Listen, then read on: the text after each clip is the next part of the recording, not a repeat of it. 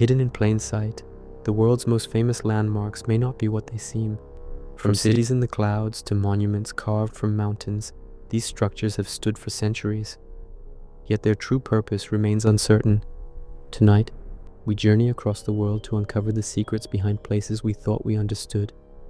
The strange designs, the missing answers, and the questions history never fully explained. Before we begin, take a moment to like the video, subscribe, and tell me where you're listening from and what time it is. Now, let's step beyond the surface and into the hidden side of history. We leave behind the familiar shapes of monuments carved into open landscapes, to a city that seems to float above the world itself. High in the Andes Mountains of Peru, surrounded by steep cliffs, shifting clouds, and deep green valleys, Machu Picchu rests in a place that feels both remote and deliberate, as if it was never meant to be easily found. The journey to reach it even today is not simple, winding through narrow paths and rising terrain, and that difficulty alone raises a quiet question about the people who first chose this location. Because building here was not the easiest option, it was the opposite. It required effort, planning, and intention far beyond what was necessary for survival. And yet, sometime in the 15th century, the Inca constructed an entire city on this ridge, shaping stone, carving terraces, and aligning structures in a way that continues to feel precise, controlled, and quietly mysterious. At first glance, Machu Picchu appears as a series of ruins, stone walls, stepped fields, and rectangular buildings arranged across uneven ground. But the longer you observe it, the more it begins to reveal a deeper level of design. The stones used in its construction are not held together with mortar, no cement, no binding material, just carefully shaped blocks placed so tightly against one another that even after centuries of earthquakes, shifting soil, and exposure to the elements, many of them remain exactly where they were first set. The edges of these stones are smooth, fitted with a level of precision that allows them to interlock, distributing weight and resisting movement in a way that modern engineers still study with interest. This technique, often referred to as ashlar masonry, is not simply about stacking stones, but about shaping each one to match the others, creating a surface that behaves as a single unit. When the ground moves, the stones shift slightly and then settle back into place, preventing cracks from forming and maintaining the integrity of the structure. It is a solution that feels both simple and advanced at the same time, relying not on added materials, but on an understanding of how stone behaves under pressure. The layout of the city adds another layer to this sense of intention. Machu Picchu is divided into distinct areas: agricultural terraces that step down the slopes, urban sectors where people lived and worked, and ceremonial spaces that seem to hold a different kind of significance. The terraces are not just for growing crops. They serve multiple purposes: stabilizing the mountainside, managing water flow, and preventing erosion. Beneath them lies a complex system of drainage, channels, and layers of stone and soil that allow rainwater to pass through without damaging the structures above. This is not visible at first, but it is essential, a hidden system that keeps the entire site stable despite the heavy rainfall common in the region. The presence of such engineering suggests that the builders were not only focused on creating visible structures, but on controlling the environment around them, shaping the land itself to support the city over time. Within the urban area, the buildings vary in size and function, some simple and practical, others more refined, with carefully cut stones and precise alignments. The Temple of the Sun, for example, features curved walls and windows positioned in a way that interacts with sunlight during specific times of the year, particularly the solstices. This suggests an awareness of astronomical cycles, a connection between the structures and the movement of the sky that goes beyond basic orientation.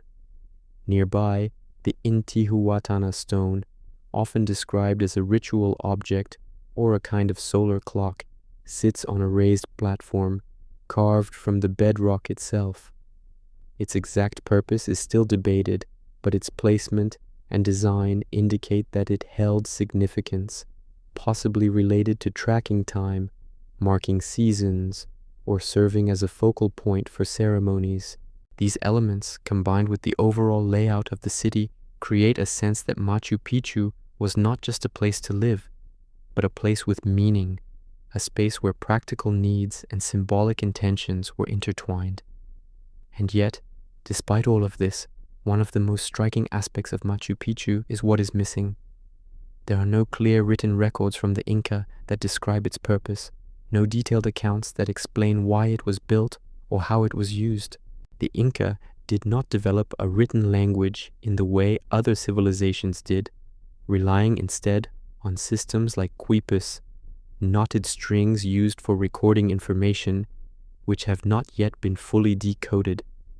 This means that much of what we know about Machu Picchu comes from observation, from archaeology, from interpreting the physical evidence left behind.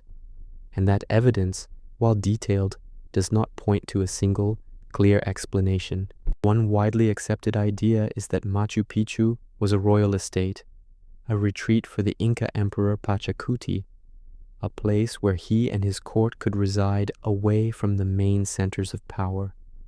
The presence of high-quality stonework, ceremonial spaces, and agricultural support systems aligns with this interpretation, suggesting a site that was both functional and prestigious. But if it was a royal retreat, it was an unusual one. Its location is isolated, its access limited, and its construction required significant effort. It was not built in a place that was easy to defend, nor in a location that would naturally support large populations over long periods. This raises the possibility that its purpose extended beyond leisure or residence, that it may have served a role that combined governance, ceremony, and observation in ways that are not immediately obvious. Another possibility is that Machu Picchu was a sacred site, a place chosen for its connection to the natural world, to the mountains, the rivers, and the sky. The surrounding peaks, such as Huayna Picchu, are not just part of the landscape, but may have been considered sacred themselves, part of a system of beliefs that linked physical features to spiritual meaning. In this context, the city becomes more than a settlement. It becomes a point of connection, a place where rituals were performed, where the cycles of nature were observed and honored, where the boundary between the human and the divine was explored. This interpretation is supported by the presence of ceremonial structures and the alignment of certain features with astronomical events, suggesting that the site was used in ways that were both practical and symbolic. But even these explanations do not fully resolve the mystery, because they do not account for what happened next. At some point, Machu Picchu was abandoned. The exact timing is uncertain, but it appears to have been left behind not long after the arrival of the Spanish in the region, even though there is no evidence that the Spanish ever reached the site itself. There are no signs of destruction, no evidence of battle or forced evacuation. The structures remain intact, the layout preserved, as if the people simply left and did not return. This quiet abandonment is one of the most intriguing aspects of the site, because it suggests a decision, a change in circumstances that led to its departure, but without leaving a clear trace of why. Some theories point to disease brought by Europeans, spreading through the region and disrupting populations. Others suggest political changes, shifts in power that made the site less relevant or less sustainable. There are also ideas related to resource management, the difficulty of maintaining a city in such a remote location over time. But none of these explanations fully capture the sense of completeness that the site still holds. The way it feels preserved rather than ruined, paused rather than destroyed. After its abandonment, Machu Picchu remained largely hidden from the outside world, covered by vegetation, known only to local communities, until it was brought to wider attention in the early 20th century. This period of isolation adds another layer to its story because it allowed the site to remain relatively undisturbed, preserving its structures in a way that many other ancient cities did not experience. When it was rediscovered, it appeared not as a place that had been heavily altered or reused, but as one that had been left as it was, holding its original form with minimal interference.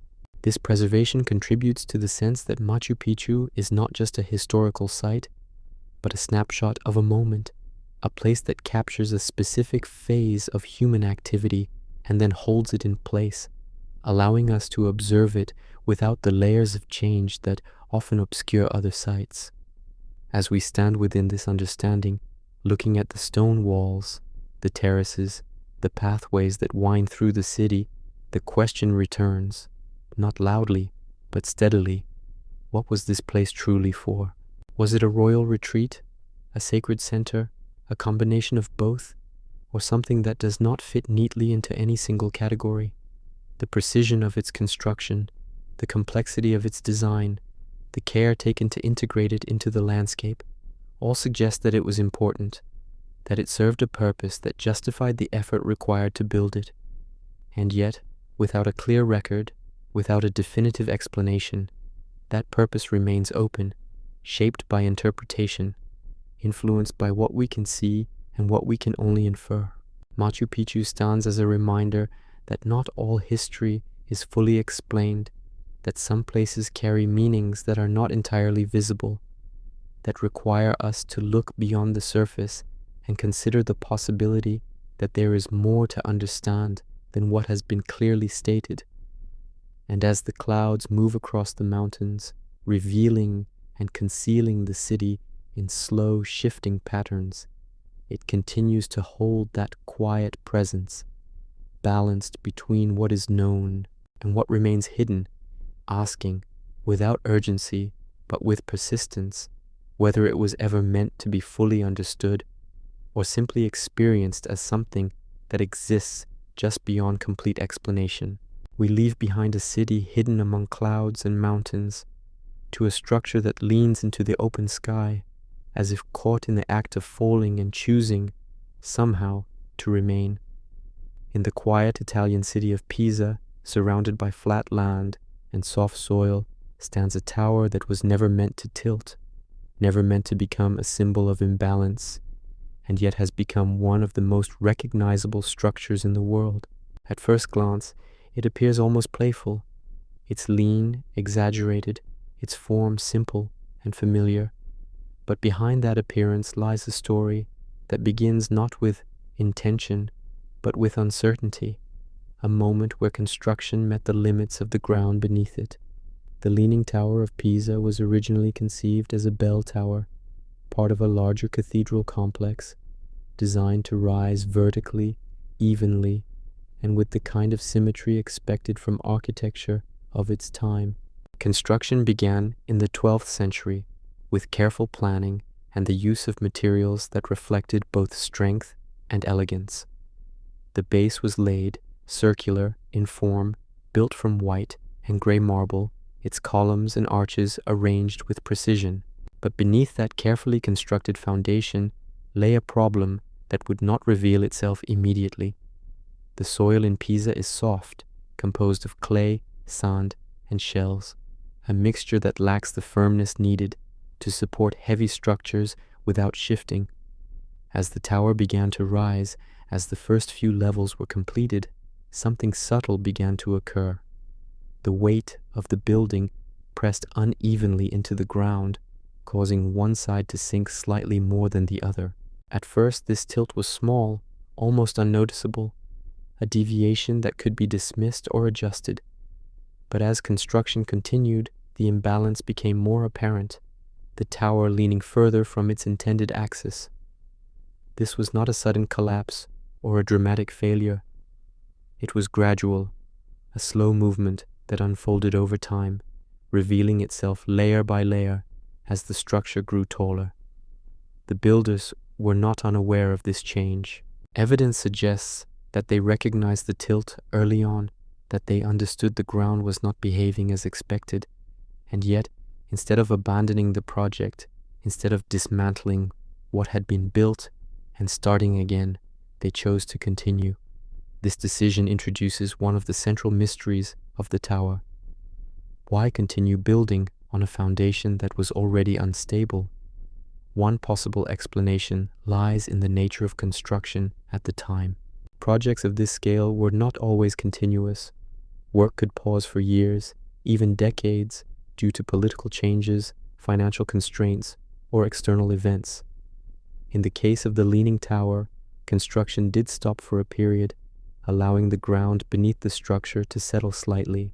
When work resumed, the tilt was still present, but the pause may have given the builders a sense that the situation had stabilized enough to proceed. As they continued, they made adjustments, not to eliminate the tilt, but to compensate for it. The upper levels of the tower were constructed with a slight curve, subtly altering the angle of each new layer to counterbalance the lean. This creates a shape that is not perfectly straight, but gently curved, a structure that bends in response to its own instability. It is a solution that reflects adaptation rather than correction, an acceptance of the problem combined with an effort to manage it. This approach transforms the tower from a failed design into something more complex, a structure that evolves as it is built, responding to conditions rather than resisting them entirely. The materials used in the tower also play a role in its survival. Marble, while heavy, is also durable, capable of withstanding pressure without easily fracturing. The circular design distributes weight in a way that helps maintain stability, even as the foundation shifts. The arches and columns are not just decorative, but structural, contributing to the overall strength of the building. These elements, combined with the gradual nature of the tilt, allowed the tower to remain standing even as it leaned further from vertical. Over time, the tilt became more pronounced, reaching a point where the structure appeared to be at risk of collapse. By the 20th century, concerns about the tower's stability led to various efforts to prevent it from falling. These interventions, carried out with increasing precision, aimed to stabilize the foundation without altering the character of the tower. Soil was carefully removed from beneath the higher side, allowing it to settle slightly and reduce the angle of the lean. Anchors and supports were added, not to straighten the tower completely, but to ensure that it would remain secure. These modern efforts reflect a continuation of the original challenge, managing instability rather than eliminating it entirely. The tower, in this sense, becomes a collaboration across centuries, shaped by both its original builders and those who came later to preserve it. What makes the Leaning Tower of Pisa particularly intriguing is not just that it leans, but that it continues to stand. Many structures built on unstable ground would have collapsed long ago, their weight overcoming the limits of their foundation.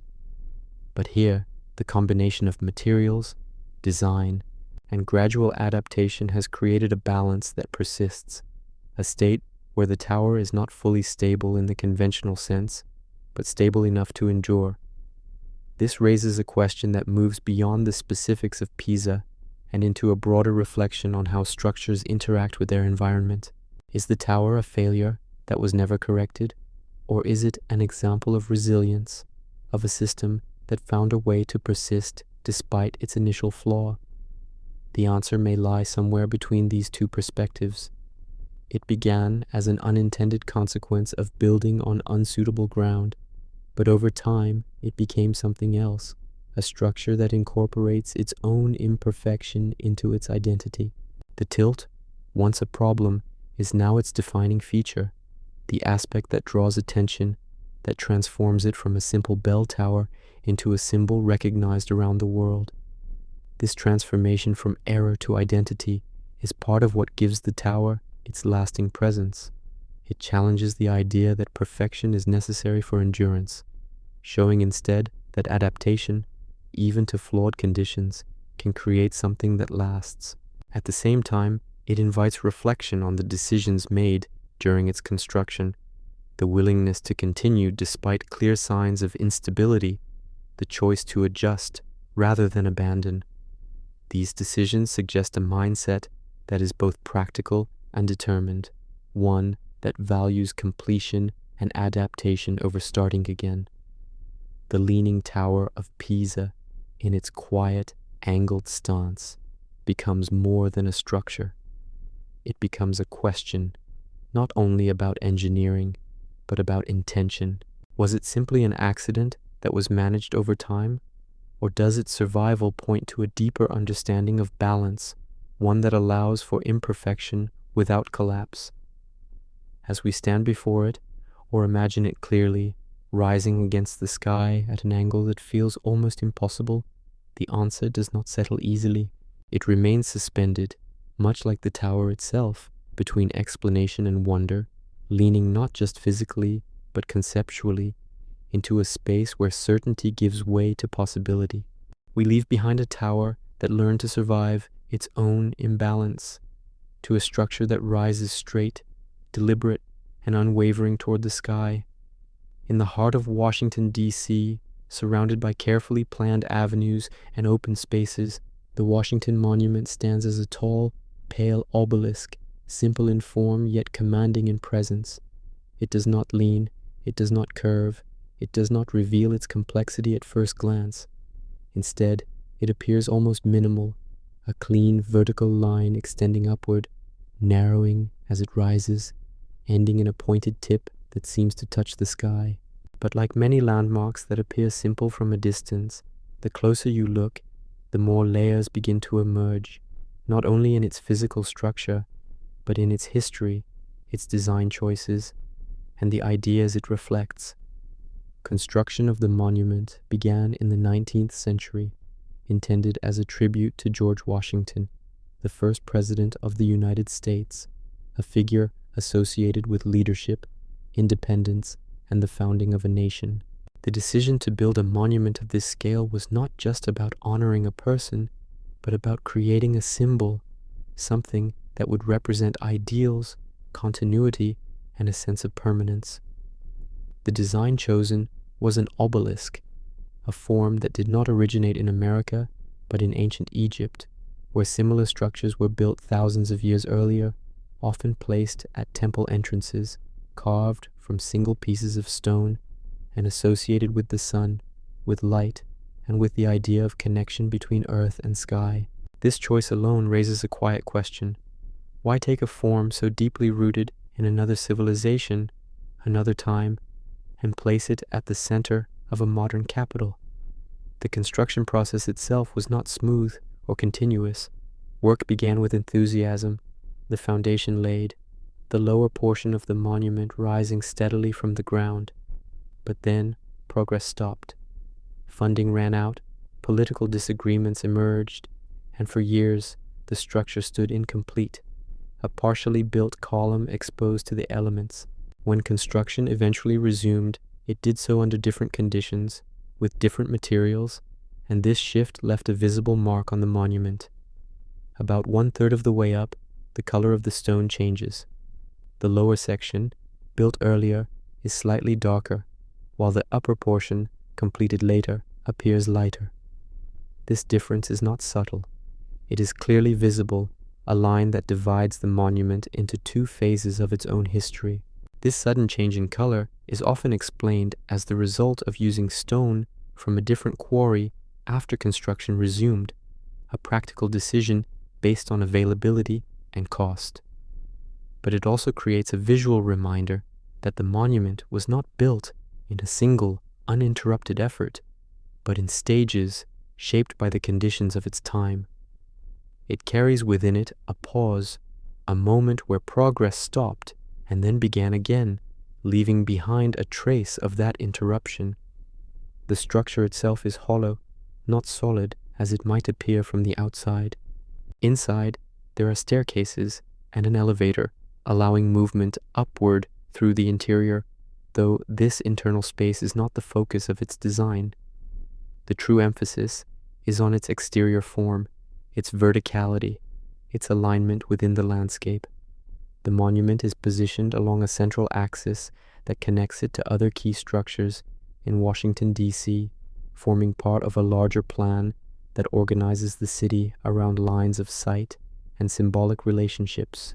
From certain points, the monument aligns with the Capitol, the Lincoln Memorial, and other significant buildings, creating a network of visual connections that guide the way the space is experienced. These alignments are not accidental. They reflect a deliberate approach to urban design, one that uses geometry and positioning to create a sense of order and meaning within the environment. Beyond its placement within the city, the monument's form connects it to a much older tradition. The obelisk shape, tall, narrow, tapering, with a pointed top, was a defining feature of ancient Egyptian architecture. In that context, obelisks were often associated with the sun god Ra, representing rays of sunlight turned into stone, linking the heavens to the earth. They were placed in pairs at temple entrances, marking thresholds, creating a sense of transition between spaces. The surfaces of these ancient obelisks were often inscribed with hieroglyphs, recording events, honoring rulers, or conveying messages. In contrast, the Washington Monument is largely unadorned, its surface is smooth, its message conveyed through form rather than inscription. This difference highlights a shift in how the same shape is used, from a detailed, symbolic object to a more abstract representation of power and continuity. The decision to adopt this form in a modern context suggests that the builders were not only interested in creating a monument, but in connecting it to a broader history of monumental architecture, drawing on forms that have carried meaning across cultures and time.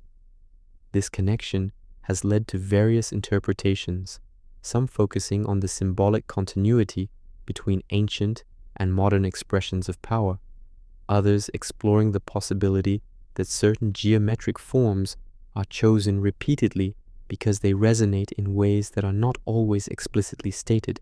The vertical line of the obelisk directs attention upward, creating a sense of aspiration, of reaching beyond the immediate environment. It stands in contrast to horizontal structures, which spread across the ground, emphasizing stability and extension. The obelisk, by rising sharply, creates a focal point, a center that draws the eye and anchors the surrounding space. In this sense, the Washington Monument functions not only as a memorial, but as a reference point, a fixed element within a larger system of movement and perception. Theories about hidden symbolism often arise in connection with such structures, particularly when they are placed within carefully planned environments. Some suggest that the alignment of the monument with other landmarks reflects deeper patterns, possibly related to geometry, astronomy, or symbolic mapping of space. Others see these alignments as part of a tradition of urban planning that emphasizes order, visibility, and the relationship between structures. While many of these interpretations remain speculative, they highlight the way in which the monument invites analysis beyond its immediate function. It is not just a tribute to a historical figure, but a structure that participates in a larger conversation about space, form, and meaning. The height of the monument adds to this presence. For a long time, it was the tallest structure in the world, a record it held until surpassed by modern buildings. This height is not necessary for its function as a memorial, but it reinforces its role as a symbol, something that stands above its surroundings, visible from great distances, marking its place within the landscape. The process of constructing such a tall structure required careful planning, particularly in ensuring stability. The foundation extends deep into the ground, distributing the weight of the monument and preventing uneven settling. The walls, thick at the base and gradually thinning as they rise, reduce the load on the lower sections while maintaining strength. These practical considerations are part of what allows the monument to stand as it does, straight, stable, and enduring. And yet, despite its apparent simplicity, the monument continues to raise questions that are not entirely resolved. Why this form, drawn from a distant past? Why this alignment, this placement within a carefully designed city? Why a structure that emphasizes verticality so strongly in a landscape otherwise defined by horizontal spread?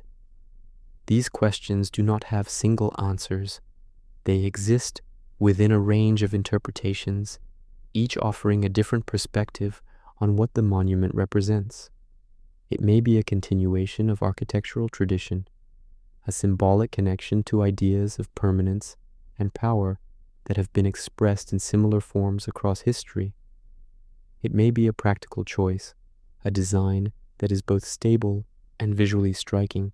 Or it may be something that combines these elements, a structure that carries multiple meanings at once, some explicit, others implied.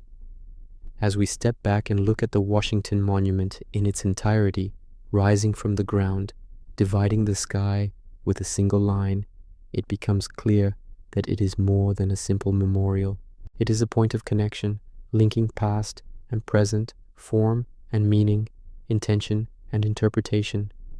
And in that connection, the question remains, not loudly, but persistently, why replicate an ancient form in a modern center of power? And what does that choice continue to represent today? We leave behind a monument that reaches upward with deliberate simplicity, to a temple that spreads outward with intricate balance, as if the earth itself was shaped to hold it. Deep within Cambodia, surrounded by dense forests and a landscape shaped by water, Angkor Wat rises not as a single towering structure, but as a vast, interconnected complex, layered with meaning, geometry, and intention.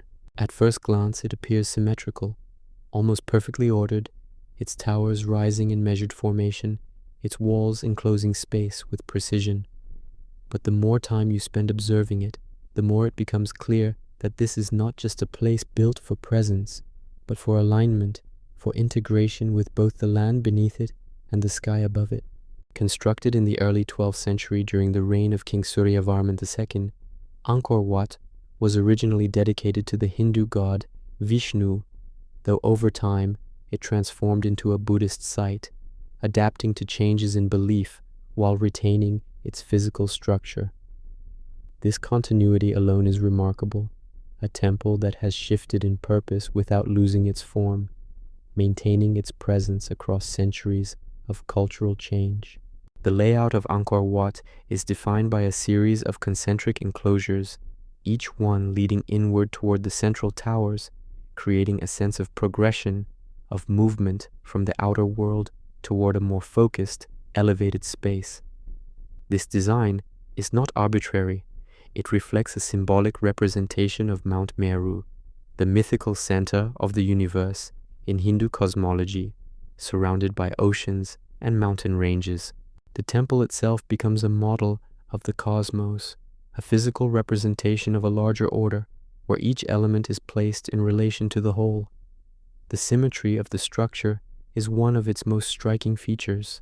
The central axis runs precisely through the temple, dividing it into mirrored halves, with pathways, galleries, and towers arranged in a way that maintains balance across the entire complex. This level of symmetry requires careful planning, not only in the initial design, but in the execution, ensuring that each component aligns with the others, that measurements remain consistent across large distances. The central towers, rising in a quincunx pattern, one at the center and four surrounding it, create a visual rhythm that draws the eye upward while maintaining harmony with the surrounding structures. But beyond its geometric precision, Angkor Wat also appears to interact with the movement of the sun. The temple is oriented to the west, an unusual choice compared to many other temples of the time, which are typically aligned eastward. This westward orientation has led to various interpretations, some suggesting a connection to funerary symbolism, others pointing to astronomical alignments. During certain times of the year, particularly around the equinoxes, the rising or setting sun aligns with specific points of the temple, creating visual effects that emphasize its symmetry and structure. These alignments are not random. They suggest that the builders were aware of celestial patterns and incorporated them into the design, creating a structure that exists not only in space, but in time, interacting with cycles that repeat year after year. The environment in which Angkor Wat was built adds another layer to its complexity. The region is characterized by seasonal flooding, with water levels rising and falling depending on the time of year. Building a structure of this scale in such a location would require careful management of water, not only to prevent damage, but to integrate it into the design.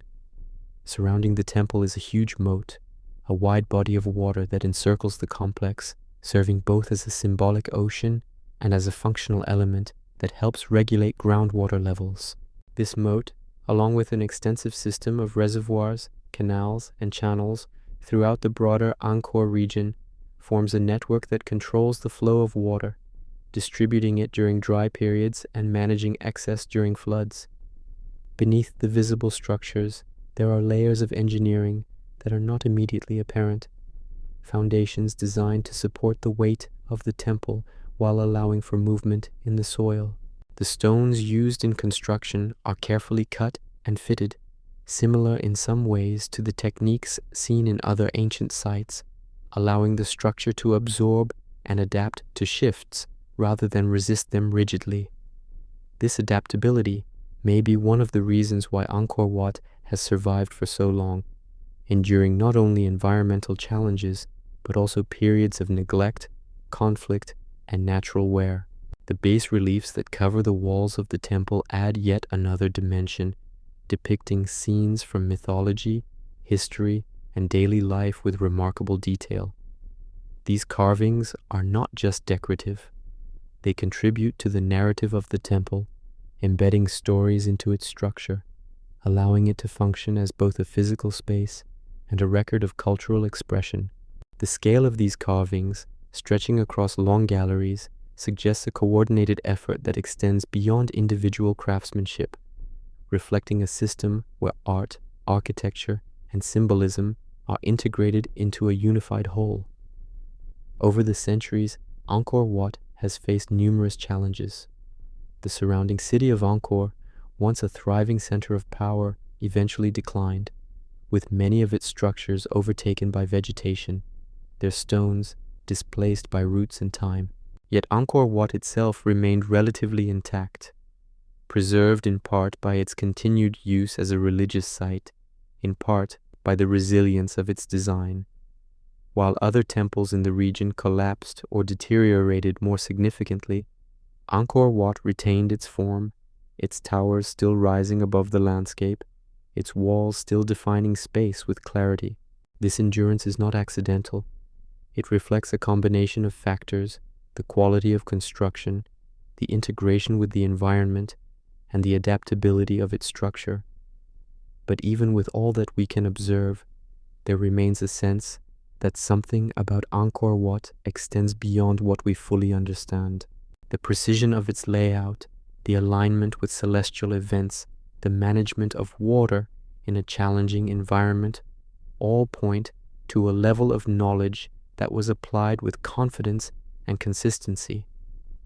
This does not necessarily imply that the builders possessed unknown technologies, but it does suggest that their understanding of materials, environment, and geometry was highly developed, perhaps in ways that are not fully captured by modern descriptions. The idea that such knowledge could exist, be applied at this scale, and then become less visible over time is not unusual in history. Techniques can be refined, used, and then gradually lost or transformed as conditions change. What remains are the structures themselves, carrying within them the results of that knowledge, even if the processes behind them are no longer fully accessible. Angkor Wat stands as one of those structures, a place where design, environment, and symbolism come together in a way that continues to invite observation and interpretation. It is not just a temple, but a system, one that operates on multiple levels: physical, visual, and conceptual. As we consider its presence, its balance, its ability to endure in a landscape defined by change, the question emerges once more, not as a challenge, but as a quiet reflection. Was it built with knowledge we fully understand, or does it represent something that we are still learning to see clearly. We leave behind a temple shaped by symmetry and sky, to a mountain carved with faces that seem to watch across time. In the Black Hills of South Dakota, 4 enormous figures emerge from solid granite, their expressions fixed, their gaze directed outward over the landscape, as if observing not only the land below, but the passage of history itself. Mount Rushmore is often seen as a symbol of national identity, a tribute to leadership, carved into the stone of a mountain to endure beyond generations. But like many monuments that appear straightforward on the surface, it holds layers of intention that are not immediately visible, including something hidden, something placed behind the very faces that define it. Construction of Mount Rushmore began in the early 20th century under the direction of sculptor Gutzon Borglum, who envisioned a project that would go beyond simple representation. The idea was not only to carve faces into the mountain, but to create a narrative, a physical expression of history that would communicate meaning far into the future. The 4 figures chosen, George Washington, Thomas Jefferson, Theodore Roosevelt, and Abraham Lincoln, were selected to represent different aspects of the nation's development, its founding, expansion, preservation, and growth. Each face was carefully planned, scaled, and carved using a combination of dynamite and detailed finishing, a process that required both precision and patience, shaping the mountain in stages until the forms emerged with clarity. But the monument we see today is not exactly what was originally intended. Borglum's vision was far more ambitious. He planned to carve not just the faces, but the upper bodies of the figures, extending the sculpture further down the mountain, adding depth and detail that would create a more complete representation. He also intended to include inscriptions, written elements that would explain the significance of the figures and the events they represented, ensuring that the meaning of the monument would not be lost over time. These plans, however, were never fully realized due to funding limitations, time constraints, and Borglum's death before the project was completed. What remains is a portion of that vision, powerful and recognizable, but incomplete in relation to what was first imagined. Behind the face of Abraham Lincoln, hidden from view, lies one of the most intriguing elements of the monument, a chamber carved into the mountain itself, known as the Hall of Records. This space was part of Borglum's original plan, intended to serve as a repository for important documents, a place where the story of the nation could be preserved in a way that would endure for centuries. The idea was not simply to create a monument that could be seen, but one that could be understood, even by those who might encounter it in a distant future, without access to current knowledge or context. The chamber was designed to be accessed by a grand staircase, leading visitors into a space where inscriptions, texts, and records would explain the purpose of the monument and the history it represents. However, like many aspects of Borglum's vision, this plan was only partially completed. The chamber itself was carved, but the staircase was never fully built, and the space remained largely inaccessible, hidden behind the visible sculpture. For many years, the Hall of Records existed as an unfinished concept, a space that was present but not fully used, its purpose delayed, its contents absent. It was not until decades later that a limited version of Borglum's idea was realized, when a set of documents was placed inside the chamber, sealed within a container designed to protect them over long periods of time. These documents include copies of foundational texts, such as the Constitution and the Declaration of Independence, along with descriptions of the monument and its creators, intended to provide context for future generations. The presence of this chamber raises a question that shifts the way we look at the monument. Why place something behind it, hidden from immediate view? If the purpose of the monument is to be seen, to communicate through its visible form, then what role does this concealed space play? One possibility is that it reflects a dual intention, one that operates both on the surface and beneath it. The faces, large and visible, communicate a general message, recognizable and accessible. The chamber, hidden and protected, carries a more detailed narrative, one that requires discovery, that is meant to endure beyond the erosion of time, even if the outer structure were to change.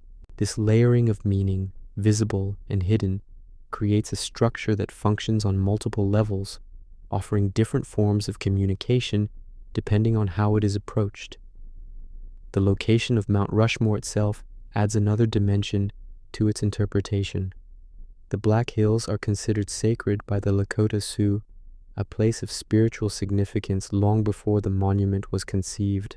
The decision to carve into this landscape introduces a contrast between different ways of understanding the same space, one rooted in cultural and spiritual meaning, the other in national identity and historical representation. This intersection of perspectives is not directly addressed by the monument, but it exists within its context, adding complexity to its presence. The mountain, once untouched, now carries both its original significance and the imprint of a new narrative, layered into its surface. The process of carving the monument required not only technical skill, but careful planning. The faces are not carved at eye level, but high above, requiring the sculptors to work with a scale that changes perception. What appears smooth and detailed from a distance is composed of larger, rougher forms when viewed up close, a technique that relies on perspective to create the final effect. This approach reflects an understanding of how the monument would be seen, not just how it would be built. It is designed to be experienced from a specific distance, where the proportions align and the details come into focus. This awareness of perception, of how distance and scale interact, adds to the sense that the monument was created with a broader vision in mind, one that considers not only the physical form, but the way it would be understood over time. The unfinished aspects of the monument, the missing bodies, the incomplete inscriptions, the partially realized hall of records contribute to its sense of mystery. They suggest that what we see is only part of what was intended, that there are elements of the original vision that remain unrealized, existing only in plans and fragments. This incompleteness does not diminish the monument, but it does change the way we interpret it, shifting it from a finished statement to something more open, something that invites questions about what could have been. As we consider the hidden chamber behind Lincoln's head, the documents sealed within it, the intention to communicate across time, the monument begins to take on a different role. It is not only a tribute to the past, but a message directed toward the future, a structure that anticipates the possibility that its meaning may need to be explained, preserved, and rediscovered. This anticipation reflects an awareness of time, of change, of the fact that what is obvious now may not always remain so. The decision to include a hidden space, to store information within the monument itself, suggests a desire to ensure that its purpose is not lost, even if the surface becomes worn or misunderstood. And yet, despite this effort, the chamber remains largely inaccessible, its contents not part of the everyday experience of those who visit the site. It exists as a layer beneath the visible, present, but not immediately engaged, reinforcing the idea that the monument operates on more than one level. As we stand before Mount Rushmore, looking up at the faces carved into the mountain, it is easy to focus on what is visible, on the scale, the detail, the expressions that define it. But behind that surface, within the stone itself, there is another space, one that holds a different kind of meaning, quieter, more deliberate, waiting to be discovered. And in that hidden space, the question lingers, not as a challenge, but as a reflection. What was meant to be hidden behind the monument, and why was it placed there at all?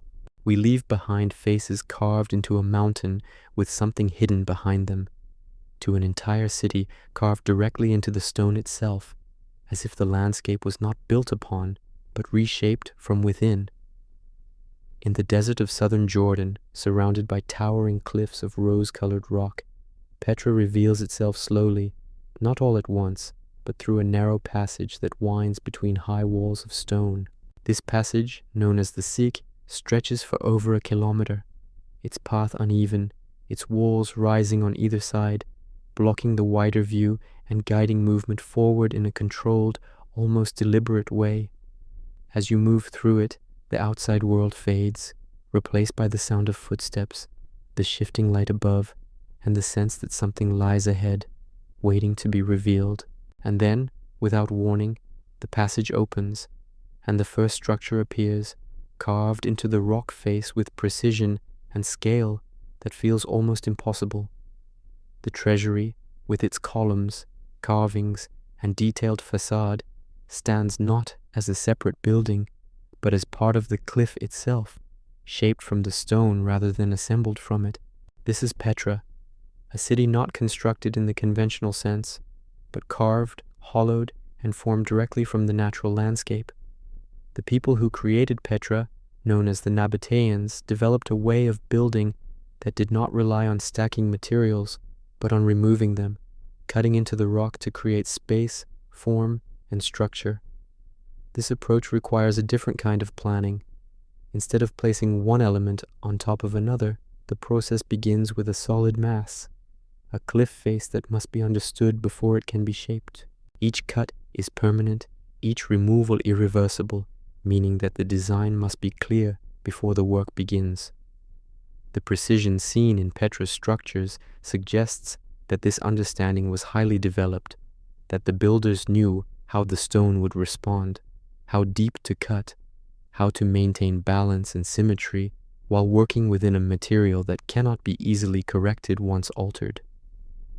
The facades of Petra's buildings are detailed, with columns, pediments, and decorative elements that reflect influences from multiple cultures, including Hellenistic, Roman, and local traditions.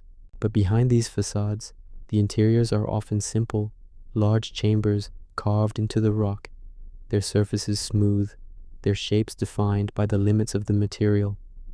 This contrast between the elaborate exterior and the more minimal interior raises questions about the purpose of these spaces.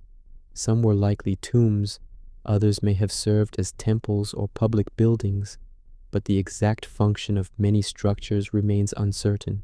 The scale of the work suggests significance, but the absence of detailed records leaves room for interpretation. Beyond the visible architecture, one of the most remarkable aspects of Petra lies in something less obvious: its water management system. The city is located in a desert environment, where water is scarce, unpredictable, and often destructive when it does appear. Flash floods can move through narrow valleys with great force, eroding surfaces and carrying debris. Building a city in such a location would require not only access to water, but control over it, the ability to collect, store, and distribute it in a way that supports life while preventing damage. The Nabateans developed a system that does exactly this. Channels carved into the rock guide water from surrounding areas into reservoirs, where it can be stored and used during dry periods. Dams and diversion systems redirect floodwaters, reducing their impact and allowing them to be captured rather than lost. Pipes made from ceramic or stone carry water across distances, distributing it to different parts of the city. This system is not immediately visible, but it is essential, a network that operates quietly beneath the surface, supporting the entire settlement. The existence of such a system suggests a deep understanding of the environment, of how water moves, how it can be controlled, and how it can be integrated into a larger design. It is not simply about survival, but about creating stability in a place where conditions are often unstable. Petra was not an isolated outpost. It was a thriving center of trade, positioned along routes that connected different regions, allowing goods, ideas, and cultures to pass through. This role as a crossroads contributed to its growth, bringing wealth and influence that are reflected in its architecture. The scale of the carved structures, the complexity of the water system, the organization of the city, all point to a society that was not only adapting to its environment, but shaping it in ways that extend beyond basic necessity. The effort required to carve entire buildings into rock, to create detailed facades, to manage water in such a controlled manner, suggests a level of intention that goes beyond immediate needs. It raises the possibility that Petra was designed not just to function, but to express something, to create a space that reflects identity, power, and connection to the landscape. And yet, despite its apparent success, Petra experienced a decline. Over time, trade routes shifted, reducing its importance as a commercial center. External influences, including the expansion of the Roman Empire, changed the dynamics of the region. Natural events, such as earthquakes, may have damaged parts of the city, affecting its infrastructure. Gradually, Petra was abandoned, its structures left behind, its pathways quiet, its systems no longer maintained. Unlike cities that are destroyed suddenly, Petra's decline appears to have been gradual, a process of fading rather than collapse. This slow abandonment contributes to the sense that the city was not lost in a single moment, but left behind as circumstances changed, as its role diminished, as its purpose was no longer sustained. After its abandonment, Petra remained largely hidden from the wider world, known to local communities, but not widely documented until it was brought to broader attention in the 19th century. This period of relative isolation allowed the city to remain preserved, its structures weathered but intact, its carvings still visible, its layout still traceable. The desert, which might be expected to erode and destroy, instead played a role in protecting it, covering parts of the site, limiting access, and preserving its form. Today, Petra stands as a place where the past is visible in a way that feels immediate, where the marks of carving are still present, where the shapes of buildings emerge directly from the rock as they did when they were first created. As we consider Petra, the question that arises is not only how it was built, but why it was built in this way. Carving structures into cliffs requires effort, planning, and time, often more than constructing them from separate materials. It limits flexibility, as changes are difficult once the work begins. And yet, this method was chosen, applied consistently, and developed to a level of detail that suggests it was not simply a necessity, but a deliberate approach. Perhaps it offered advantages in stability, in temperature control, in protection from the elements, or perhaps it carried symbolic meaning, a way of embedding the city within the landscape, of making it part of the environment rather than separate from it. The water system, too, reflects a level of engineering that extends beyond immediate survival. It creates resilience, allowing the city to function in conditions that would otherwise be limiting. It suggests foresight, planning for variability, for change, for the challenges of the environment. When these elements are considered together, the carved structures, the hidden systems, the integration with the landscape, Petra begins to feel less like a response to necessity and more like an expression of capability, a demonstration of what was possible within the constraints of the time. And yet, like many places we have explored, it leaves behind questions that are not fully answered. The exact purposes of many structures remain uncertain. The full extent of the water system is still being studied. The reasons for its decline are understood in part, but not in complete detail. Petra stands as a reminder that even when we can see the results clearly, the processes and intentions behind them may remain partially hidden. And as the light shifts across the stone, changing its color from soft pink to deep red, revealing and concealing details with each passing hour, the city continues to hold its presence, carved into the landscape, shaped by human hands, and yet still carrying a sense that there is more to understand than what is immediately visible, asking quietly whether this was simply a place built to survive, or something designed to endure in a way that reaches beyond necessity itself. We leave behind a city carved into living rock, to a circle of stones set into open land where nothing is hidden, and yet everything remains uncertain. On a wide, windswept plain in southern England, Stonehenge rises from the ground with quiet simplicity, a ring of massive stones arranged in a pattern that feels both deliberate and difficult to explain. There are no walls, no roofs, no enclosed spaces to guide movement or define boundaries in the way cities and temples often do. Instead, there is openness, a structure that invites the sky into its design, where light, shadow, and horizon become part of the experience. At first glance, Stonehenge appears minimal, almost incomplete, but the longer it is observed, the more it reveals a level of planning and effort that stands far beyond what its simplicity suggests. The stones themselves are enormous, some weighing up to 25 tons, standing upright with horizontal lintels placed carefully across their tops, forming a series of trilithons that create a circular arrangement. What makes this even more remarkable is not only their size, but their origin. Many of the stones, particularly the smaller blue stones, were transported from regions located miles away, some from as far as the Preseli Hills in Wales, over 200 kilometers from the site. Moving stones of such weight across that distance through terrain that includes hills, rivers, and uneven ground would have required coordination, planning, and methods that are still being studied and debated. Various theories suggest the use of sledges, rollers, or even water transport along rivers and coastlines, but no single explanation fully captures the scale and consistency of the effort required. This movement of material suggests that the location of Stonehenge was not chosen simply because the stones were nearby, but because the site itself held significance, enough to justify bringing materials from distant places.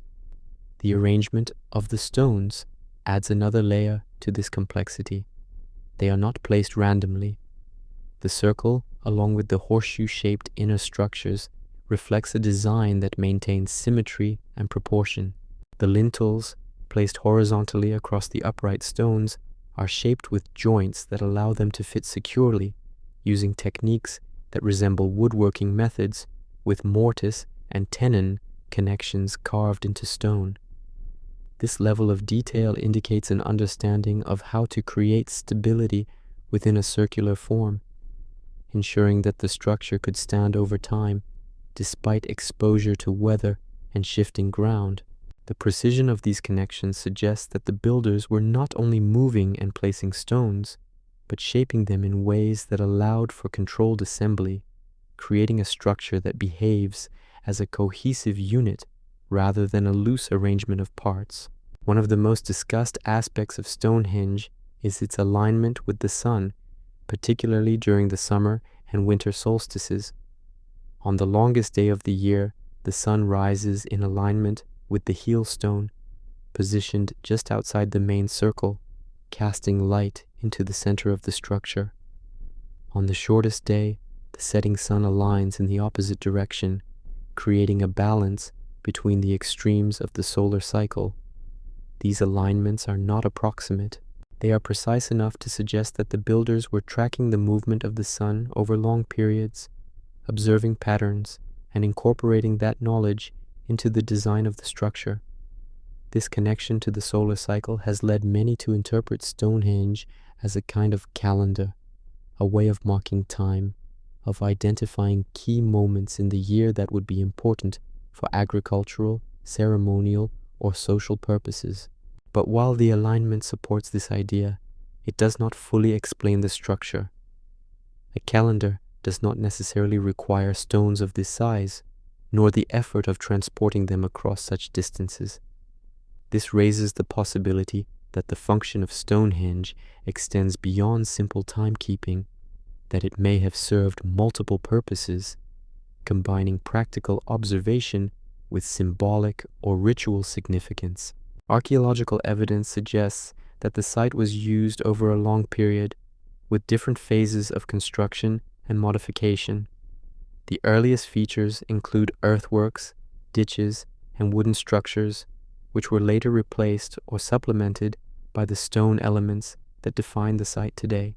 This evolution indicates that Stonehenge was not built all at once, but developed over time, with each phase adding to or altering what came before. This continuity of use suggests that the site held ongoing importance, that it was revisited, reinterpreted, and maintained across generations. Human remains found in and around the site indicate that it may have been associated with burial practices, possibly serving as a place where the dead were honored or where rituals related to death and remembrance were performed.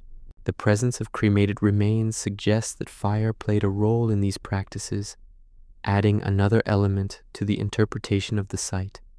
At the same time, the open design of Stonehenge, its lack of enclosed space, and its alignment with celestial events suggest that it may have been used for gatherings, for ceremonies that took place in relation to the movement of the sun and the changing of seasons. The combination of these elements, burial, observation, gathering, creates a picture of a site that is multifunctional, where different aspects of life and belief intersect. The surrounding landscape also contributes to the meaning of Stonehenge. The plain on which it stands is not empty, but part of a larger network of sites, including burial mounds, pathways, and other structures that extend beyond the immediate circle. These features suggest that Stonehenge was part of a broader system, a landscape that was shaped and used in ways that are not fully visible when focusing only on the central structure. The positioning of the stones within this landscape, their alignment with distant features, and their relationship to other sites indicate that the builders were considering more than just the immediate area, that they were working within a wider context that connected multiple locations. Despite all of this evidence, the exact purpose of Stonehenge remains debated. The idea of it as a calendar explains the solar alignments, but not the full scale of the construction. The interpretation of it as a ritual site accounts for the presence of human remains and the ceremonial aspects, but does not fully explain the precision of the alignments or the choice of materials. Other theories suggest it may have been a place of healing, a center of social gathering, or even a symbol of unity, bringing together communities through shared effort and purpose. Each of these ideas captures part of the picture, but none of them fully resolves it. What remains is a structure that continues to invite interpretation, that offers clues without providing a complete answer. The effort required to build Stonehenge, the movement of stones, the shaping of materials, the alignment with celestial events, all suggest that it was important, that it served a purpose that justified the resources and time invested in it. And yet, without written records, without clear documentation of its use, that purpose remains open, shaped by what we can observe and what we can infer. As we stand within this understanding, looking at the stones rising from the ground, casting shadows that shift with the movement of the sun, the question returns, not as a demand for certainty, but as a quiet reflection. Was Stonehenge a calendar, a ritual site, or something else entirely? A place where time, belief, and community came together in a way that we are still trying to understand? We leave behind a circle of stones aligned with the movement of the sun, to a structure that stretches across mountains and valleys, following the curves of the earth as if it were drawn by the land itself.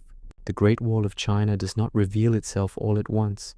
It appears in segments, rising along ridge lines, disappearing into distance, re-emerging across hills and plains, a continuous presence that is, in reality, made of many separate parts. When people imagine the wall, they often picture a single, unbroken line extending across the entire northern edge of China, a barrier so vast that it can be seen from space, a clear boundary between one world and another. But the truth is more complex, more layered, and in many ways more intriguing. The Great Wall is not one wall, but a network of walls, built, rebuilt, extended, and modified over centuries by different dynasties, each responding to the conditions of their time. Some sections are made of stone and brick, others of tamped earth, wood, or local materials, reflecting the resources available in each region. The wall as it exists today is the result of continuous effort, not a single project, but a series of constructions that overlap, connect, and sometimes diverge.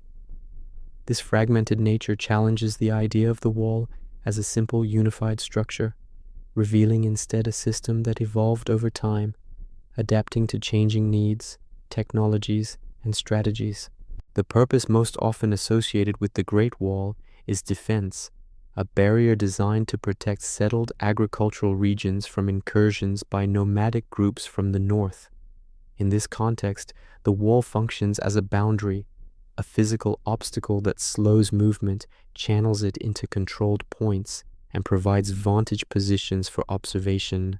Watchtowers placed at intervals along the wall allow for communication, signals that could be sent across long distances using smoke, fire, or flags, creating a network of awareness that extends far beyond the immediate reach of any single section. Garrisons stationed along the wall would monitor activity, respond to threats, and maintain the structure itself. This defensive interpretation is supported by many features of the wall: the height of its barriers, the presence of parapets, the strategic placement along elevated terrain. But as we look more closely, the simplicity of this explanation begins to shift. Not all sections of the wall face outward toward potential invaders. Some parts are oriented in ways that seem to direct attention inward, toward the land they were meant to protect. This raises a question about the function of the wall beyond defense. If it were purely a barrier against external threats, its orientation would be consistent, its features aligned toward the outside. The presence of inward-facing elements suggests that the wall may have served additional roles, possibly related to control, movement, and organization within the territory itself. It may have functioned not only as a line of defense, but as a means of regulating passage, directing trade, managing migration, and reinforcing boundaries that were as much administrative as they were physical. The construction of the wall required immense labor, drawing on the resources of entire regions. Workers, soldiers, and laborers were mobilized to build and maintain it, often under difficult conditions, transporting materials across challenging terrain, shaping earth and stone into structures that could endure. This effort reflects not only a response to external pressure, but the capacity of centralized authority to organize and direct large-scale projects. The wall becomes, in this sense, a manifestation of power, a visible demonstration of the ability to shape the landscape, to impose order across distance, to create a structure that defines space on a scale that is difficult to comprehend. It is not just a barrier, but a statement, one that communicates control, presence, and continuity. Over time, different dynasties approached the wall in different ways. Some expanded it, extending its reach into new areas. Others focused on reinforcing existing sections, strengthening them with improved materials and techniques. The Ming Dynasty, for example, is responsible for many of the stone and brick sections that are most commonly recognized today, building walls that are more durable and visually distinct than earlier earthworks. This layering of construction creates a structure that is not uniform, but varied, with each section reflecting the priorities and capabilities of the period in which it was built. The wall, therefore, becomes a record of change, a physical timeline that traces the evolution of strategy, technology, and governance across centuries. Its presence across different landscapes also reveals an understanding of terrain. The wall follows natural features, ridges, mountains, and valleys, using elevation to enhance visibility and reduce the need for additional construction. In some areas, the landscape itself serves as part of the defense, with steep slopes and difficult terrain complementing the built structure. This integration with the environment suggests that the wall was not imposed blindly, but adapted to the land, shaped in response to what already existed. It reflects a balance between construction and geography, where the natural and the built work together to create a system that is both efficient and effective. Despite its scale and effort, the Great Wall was not impenetrable. There were times when it was breached, when invasions occurred despite its presence. This fact challenges the idea of the wall as a perfect defense, suggesting that its role may have been more about delay and deterrence than absolute prevention. It could slow movement, make incursions more difficult, provide time for response, but it could not entirely eliminate the possibility of crossing. This limitation reinforces the idea that the wall was part of a broader system, one that included military organization, communication networks, and strategic planning, rather than a standalone solution. The wall also influenced movement within the regions it bordered. Passes along its length became points of control, where trade could be monitored, taxed, or restricted. These gateways functioned as filters, allowing certain activities while limiting others, creating a structured flow of goods and people. In this way, the wall becomes not just a boundary, but a tool for managing interaction, shaping the way different groups engage with one another. It defines space not only by separating, but by organizing, creating zones of activity that are regulated through its presence. As we consider the Great Wall in its entirety, its fragmented continuity, its evolving construction, its varied orientation, the question begins to shift. It is no longer simply about whether the wall was effective as a defense, but about what it was meant to achieve beyond that. Was it built solely to keep others out, or was it also designed to shape what happens within? The answer may lie in the combination of these roles, in the way the wall functions both as a barrier and as a framework, defining boundaries while also structuring movement and control. Its scale, its persistence across time, its integration with the landscape, all suggest that it was more than a reaction to external threats. It was a system, one that reflects a broader approach to governance, territory, and the relationship between people and space. And as it stretches across the land, rising and falling with the terrain, sometimes visible, sometimes hidden, it continues to hold that layered meaning, standing not just as a fortress that no one could conquer, but as a structure that invites a deeper question: was it built to defend or to define and control the world within its reach? We leave behind a wall that defined borders across mountains and valleys, to a palace that defined control within its own walls.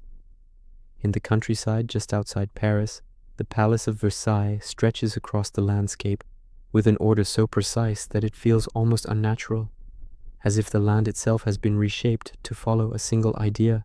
At first glance, it is grand, expansive, filled with gardens, fountains, and long corridors that extend in perfect lines.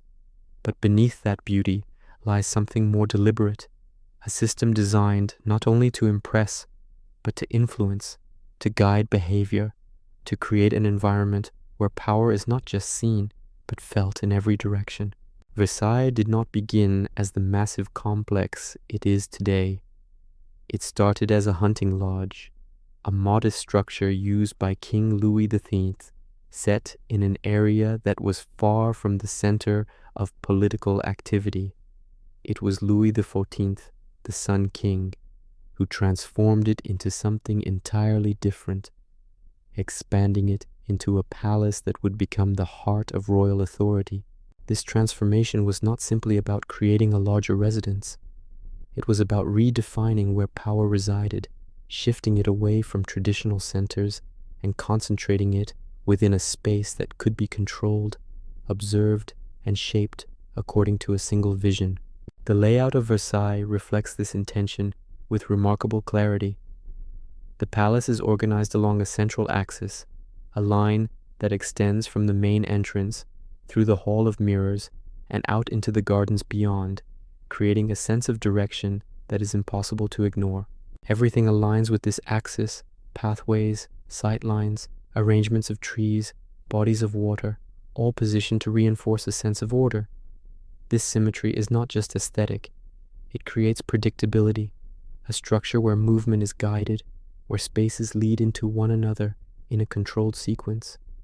As you move through the palace, There is a sense that each step has been anticipated, that the environment is shaping your experience, directing your attention, influencing how you perceive the space around you. The gardens extend this control outward, transforming the natural landscape into a carefully arranged system of geometry. Trees are trimmed into precise forms. Pathways are laid out in straight lines or measured curves. Fountains are positioned to align with key points of the palace. Water, which in nature flows unpredictably, is directed into channels and basins, controlled and displayed in a way that emphasizes human authority over the environment. This manipulation of nature reflects a broader theme within Versailles: the idea that order can be imposed, that chaos can be shaped into structure, that everything within view can be arranged to reflect a single, unified vision. The interior of the palace continues this pattern of control, with rooms arranged in sequences that reflect hierarchy and access. Not all spaces are equal. Some are open, designed to be seen and experienced by many, while others are restricted, accessible only to those with specific roles or permissions. This layering of access creates a system where proximity to the center, to the king, reflects status. The closer one is allowed to move toward the central chambers, the greater their position within the structure of power. This is not communicated through words, but through space, through the arrangement of rooms, corridors, and thresholds that must be crossed to reach certain areas. The Hall of Mirrors, one of the most famous spaces within Versailles, exemplifies this approach. Its long corridor, lined with mirrors on one side and windows on the other, creates a play of light and reflection that amplifies the sense of space. The mirrors reflect the gardens outside, bringing the controlled landscape into the interior, while also reflecting the people within the room, creating a sense of constant visibility. In this space, appearance becomes part of the experience, where presence is observed, where movement is seen, where the act of being within the palace is itself part of a larger display. This emphasis on visibility extends beyond the obvious. Hidden passages and service corridors run behind the main rooms, allowing movement that is not immediately apparent. Servants, attendants, and members of the court could move through these spaces without being seen, maintaining the functions of the palace while preserving the appearance of order and control in the visible areas. These hidden routes create a dual system, one that operates on the surface and another that supports it from behind, ensuring that everything continues smoothly without disrupting the image presented to those who inhabit the main spaces. This separation between what is seen and what is hidden reinforces the idea that the palace is not just a place to live, but a structure designed to manage perception. The daily life of the court within Versailles was also shaped by this architecture. Rituals and routines were established, where even ordinary actions such as waking, dressing, and dining became formal events, observed and structured in ways that reinforced hierarchy and control. The king's presence was central to this system, his movements dictating the rhythm of the court, his location within the palace determining where attention was focused. This centralization of activity within a controlled environment allowed for a level of oversight that extended beyond physical space into social behavior.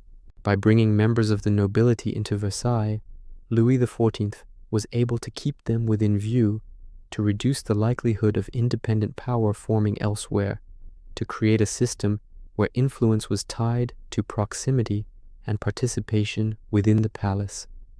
In this way, architecture becomes a tool of governance, shaping not only the physical environment, but the relationships between people, the flow of information, and the distribution of power. The perfection of Versailles, its symmetry, its alignment, its controlled landscapes, contributes to its impact. There is little randomness, little deviation from the central plan. This consistency creates a sense of inevitability, as if everything within the space is exactly where it should be, reinforcing the idea that the order presented is natural, even though it is carefully constructed. This perception can influence how people behave within the space, encouraging conformity, reinforcing roles, and maintaining the structure that the palace is designed to support. And yet, this perfection also raises questions. When a space is so controlled, so carefully arranged, what is being emphasized and what is being concealed? The presence of hidden passages suggests that not everything is meant to be visible, that there are layers to the palace that operate beyond the immediate experience. The strict organization of space and access indicates that movement is not entirely free, that it is guided, restricted, and observed. These elements point to a deeper function of the palace, one that goes beyond residence or display into the realm of influence, where architecture is used to shape perception, to guide behavior, and to maintain a system of control that is both visible and hidden. As we stand within this understanding, looking at the long corridors, the perfectly aligned gardens, the reflections that extend space beyond its physical limits, Versailles begins to feel less like a place and more like a system, one that operates through design, through structure, through the careful arrangement of every element within it. It is a space where power is not only held, but demonstrated, reinforced, and experienced in subtle ways that are built into the environment itself. And in that environment, the question begins to take form, not as a challenge, but as a quiet realization. Was this palace built simply to impress, or to shape the very way people think, move, and exist within it? We leave behind a palace where every movement was controlled, to a mountain where no one is allowed to step at all. Far from cities, beyond structured gardens and carved corridors, Mount Kailash rises in the remote regions of Tibet, standing alone with a presence that feels different from any structure built by human hands. It is not surrounded by walls, not shaped by tools, not arranged according to visible design, and yet it carries a sense of symmetry and intention that is difficult to ignore. Its slopes rise sharply, forming edges that appear almost geometric, and from certain angles, its peak resembles a perfect pyramid, its sides aligned in a way that feels precise rather than random. Unlike the landmarks we have explored so far, Kailash has not been carved, constructed, or altered in any visible way, and perhaps that is what makes it stand apart. It is not something that was made, it is something that simply exists, yet it holds a significance that has drawn attention for centuries. For multiple religions, including Hinduism, Buddhism, Jainism, and Bon, Mount Kailash is considered sacred, not just as a place of importance, but as a center, a point where the physical and spiritual worlds intersect. In Hindu belief, it is regarded as the home of Shiva, a deity associated with creation and destruction, balance and transformation. In Buddhist tradition, it is linked to Mount Meru, the axis of the universe, a symbolic center around which all existence is organized. This idea of a central point, a place that connects different realms, is not unique to one belief system, but appears across multiple traditions, each recognizing Kailash as something more than a mountain. This shared recognition suggests that its significance is not only cultural, but experiential, something that has been observed and interpreted in similar ways by different groups over time. One of the most striking aspects of Mount Kailash is that it remains unclimbed. While many mountains around the world have been ascended, mapped, and explored, Kailash stands as an exception. Attempts to climb it have been discouraged, restricted, or abandoned, not because of insurmountable physical barriers, but because of its sacred status. The idea of reaching its summit is not pursued, as the act itself is considered inappropriate, a disruption of something that is meant to remain untouched. This absence of direct exploration creates a different kind of relationship with the mountain. It is not known through conquest or measurement, but through observation, through movement around it rather than over it. Pilgrims travel long distances to perform a ritual known as Kora, a circumambulation of the mountain, walking a path that encircles it, sometimes taking days to complete. This journey is not about reaching the top, but about moving in relation to it, acknowledging its presence, engaging with it in a way that respects its boundaries. The path itself becomes part of the experience, a way of interacting with the mountain without altering it. The physical form of Kailash contributes to its sense of uniqueness. Its sides are steep and relatively smooth compared to surrounding peaks, with horizontal lines that appear like layers or markings across its surface. These lines have been interpreted in various ways, some seeing them as natural formations created by geological processes, others suggesting that their regularity gives the mountain a structured appearance that feels almost artificial. The symmetry of its shape, particularly when viewed from certain angles, reinforces this perception, creating the impression of a form that aligns more closely with geometric patterns than with the irregularity often associated with natural landscapes. This does not mean that Kailash is not a natural formation, but it does raise questions about how natural processes can produce shapes that appear so ordered, so consistent in their form. The environment surrounding Mount Kailash adds to its significance. It is located near the sources of several major rivers, including the Indus, the Sutlej, the Brahmaputra, and the Karnali, which flow in different directions from the region, supporting life across vast areas.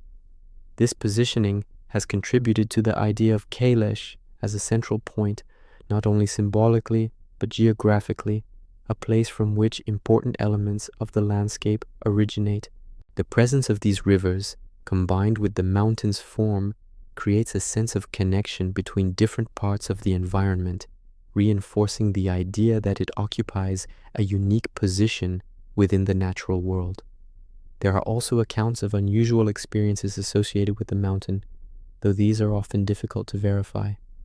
Some visitors have reported a sense of altered perception, changes in how time feels, or physical sensations that are not easily explained.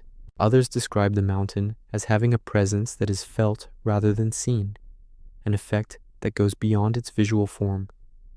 These accounts are subjective, influenced by expectation, belief, and the conditions of the environment, but their consistency across different individuals suggests that there may be aspects of the experience that are not fully understood.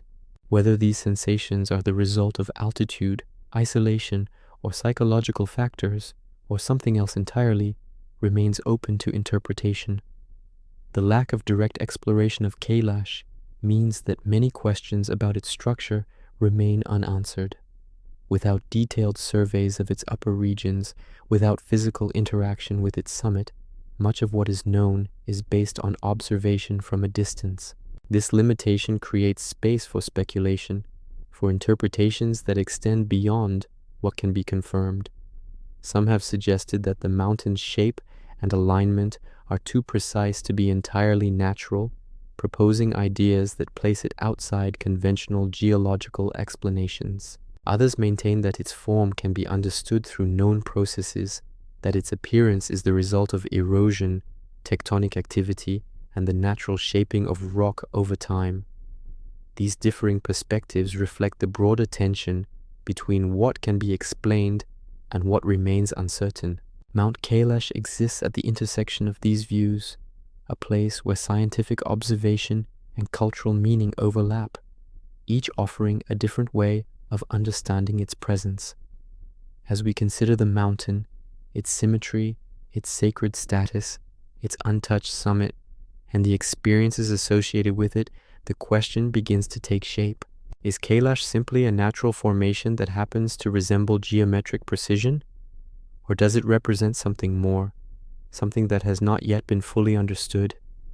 The answer is not immediately clear, and perhaps that is part of what defines the mountain. It does not offer itself to easy explanation, nor does it invite direct investigation in the way other landmarks do. Instead, it remains as it is, unchanged, unaltered, observed from a distance, engaged with through movement around it rather than over it. And in that stillness, in that separation from direct human interaction, it continues to hold its presence, not as a structure built or shaped by intention, but as something that challenges the way we understand form, meaning, and the relationship between the natural world and the patterns we perceive within it, asking quietly whether it is simply a mountain or something that reflects a deeper order we have yet to fully recognize.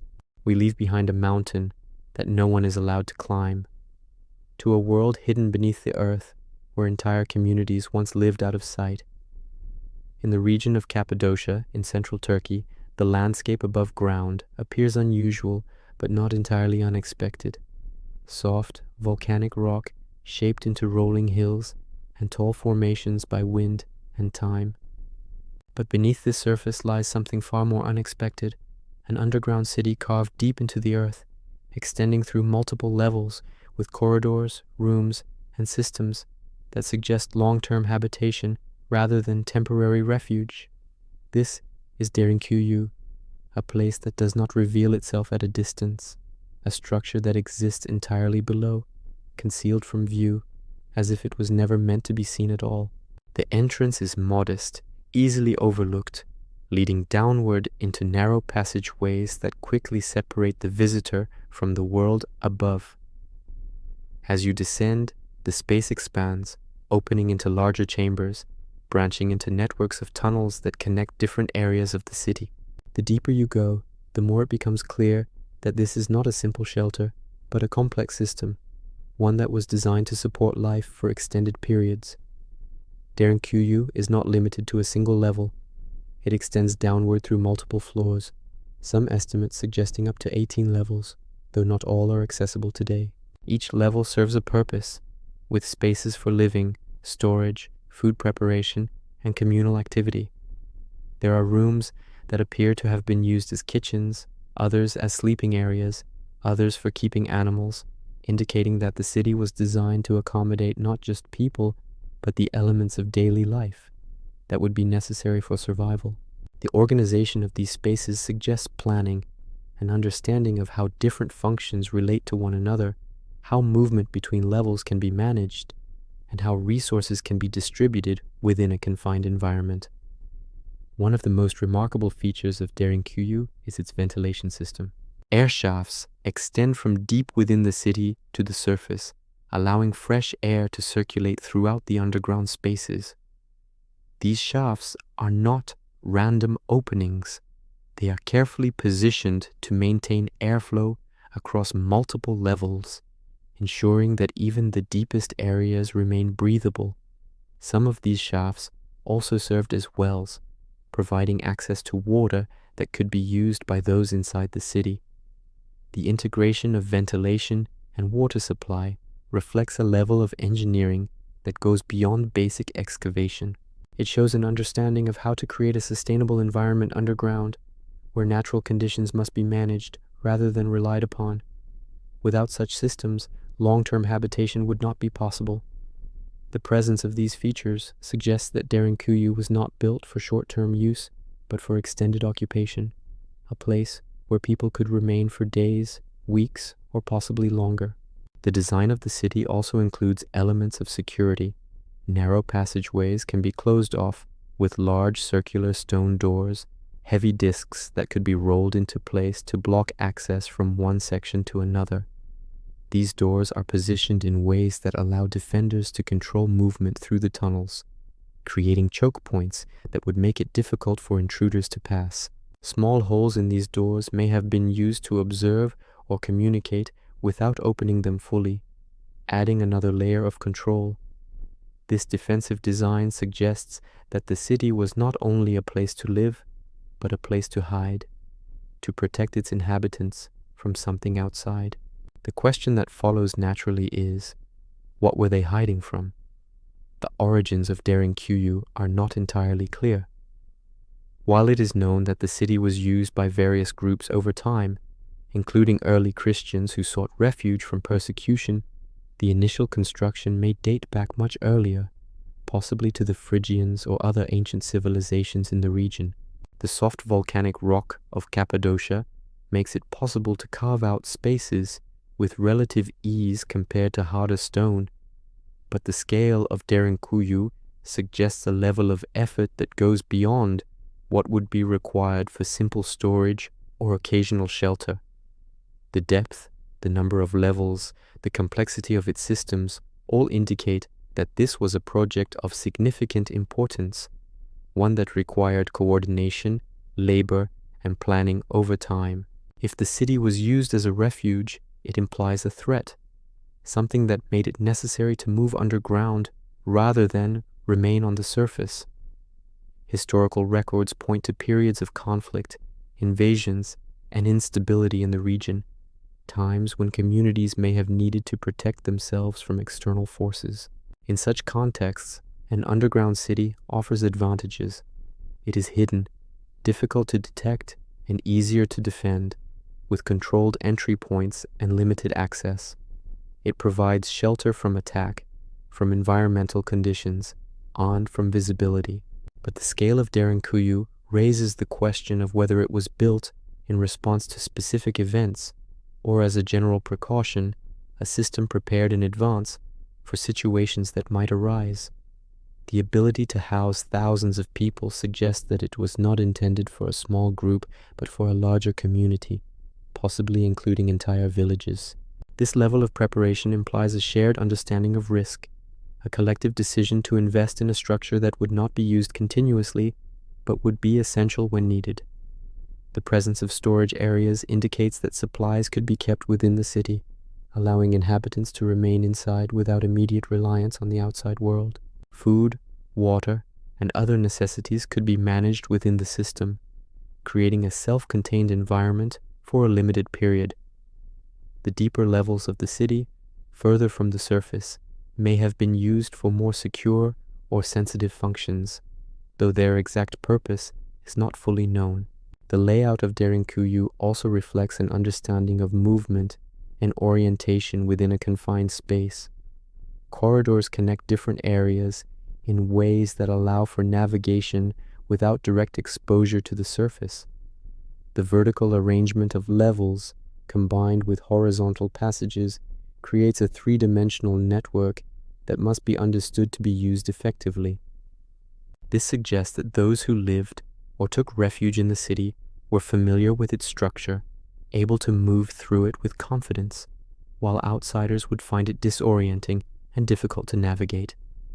This difference in familiarity adds to the defensive nature of the city, creating an environment where knowledge of the space becomes an advantage.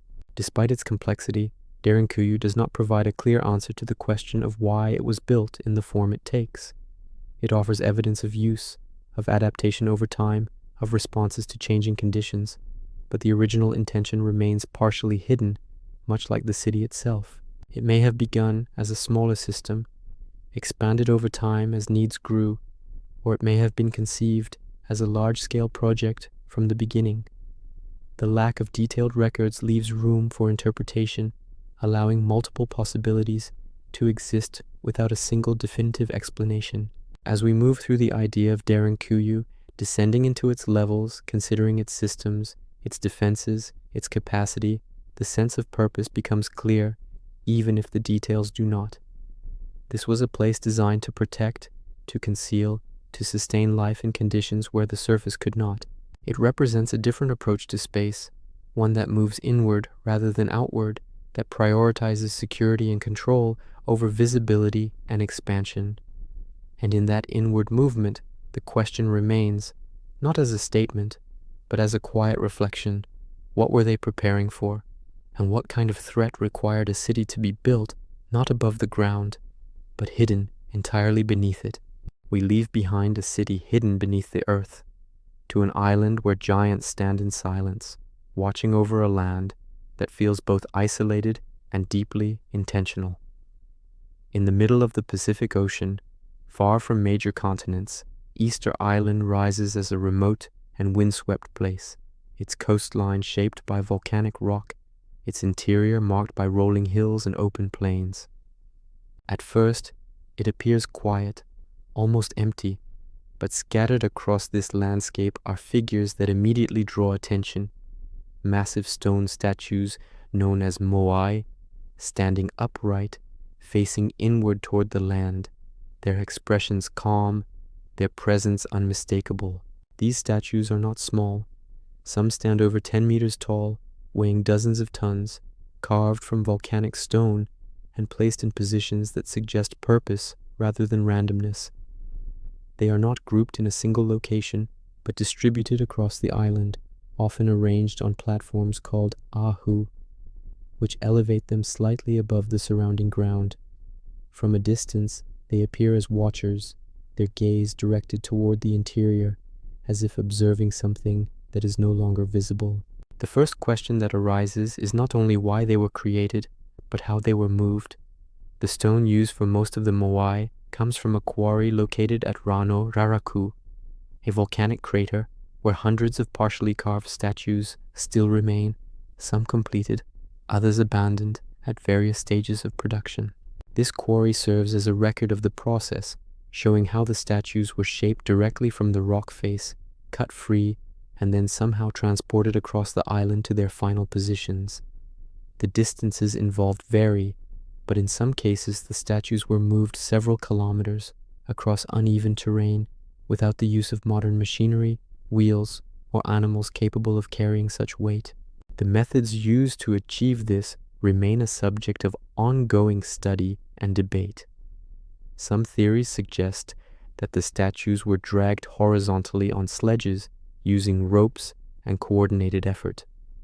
Others propose that they were transported in an upright position, walking them forward by rocking them side to side, a technique that has been demonstrated on a smaller scale in modern experiments.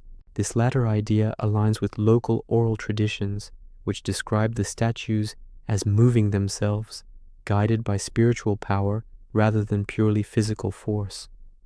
While these accounts are symbolic, they reflect an understanding that the movement of the moai was not simply mechanical, but required coordination, knowledge, and perhaps a shared belief system that gave meaning to the process. The effort required to move each statue would have been significant, involving groups of people working together over extended periods, suggesting that the creation and placement of the moai were central activities within the society that built them. Once placed on their platforms, the statues were often accompanied by additional features. Some had red stone hats, known as pukao, placed on their heads, carved from a different type of volcanic rock and transported separately. Others had eyes inserted, made from coral and stone, giving them a more lifelike appearance. These details indicate that the statues were not considered complete until these final elements were added, suggesting that their function extended beyond simple representation. The orientation of the moai, facing inward toward the island rather than outward toward the sea, has been interpreted as a sign that they were meant to watch over the communities, to serve as guardians or representations of ancestors, maintaining a connection between the living and those who came before. This interpretation is supported by the discovery that many of the statues are not just heads, as they often appear, but full bodies that are partially buried beneath the ground. Excavations have revealed torsos, arms, and carvings on the backs of the statues, indicating that their full form is more complex than what is visible above the surface.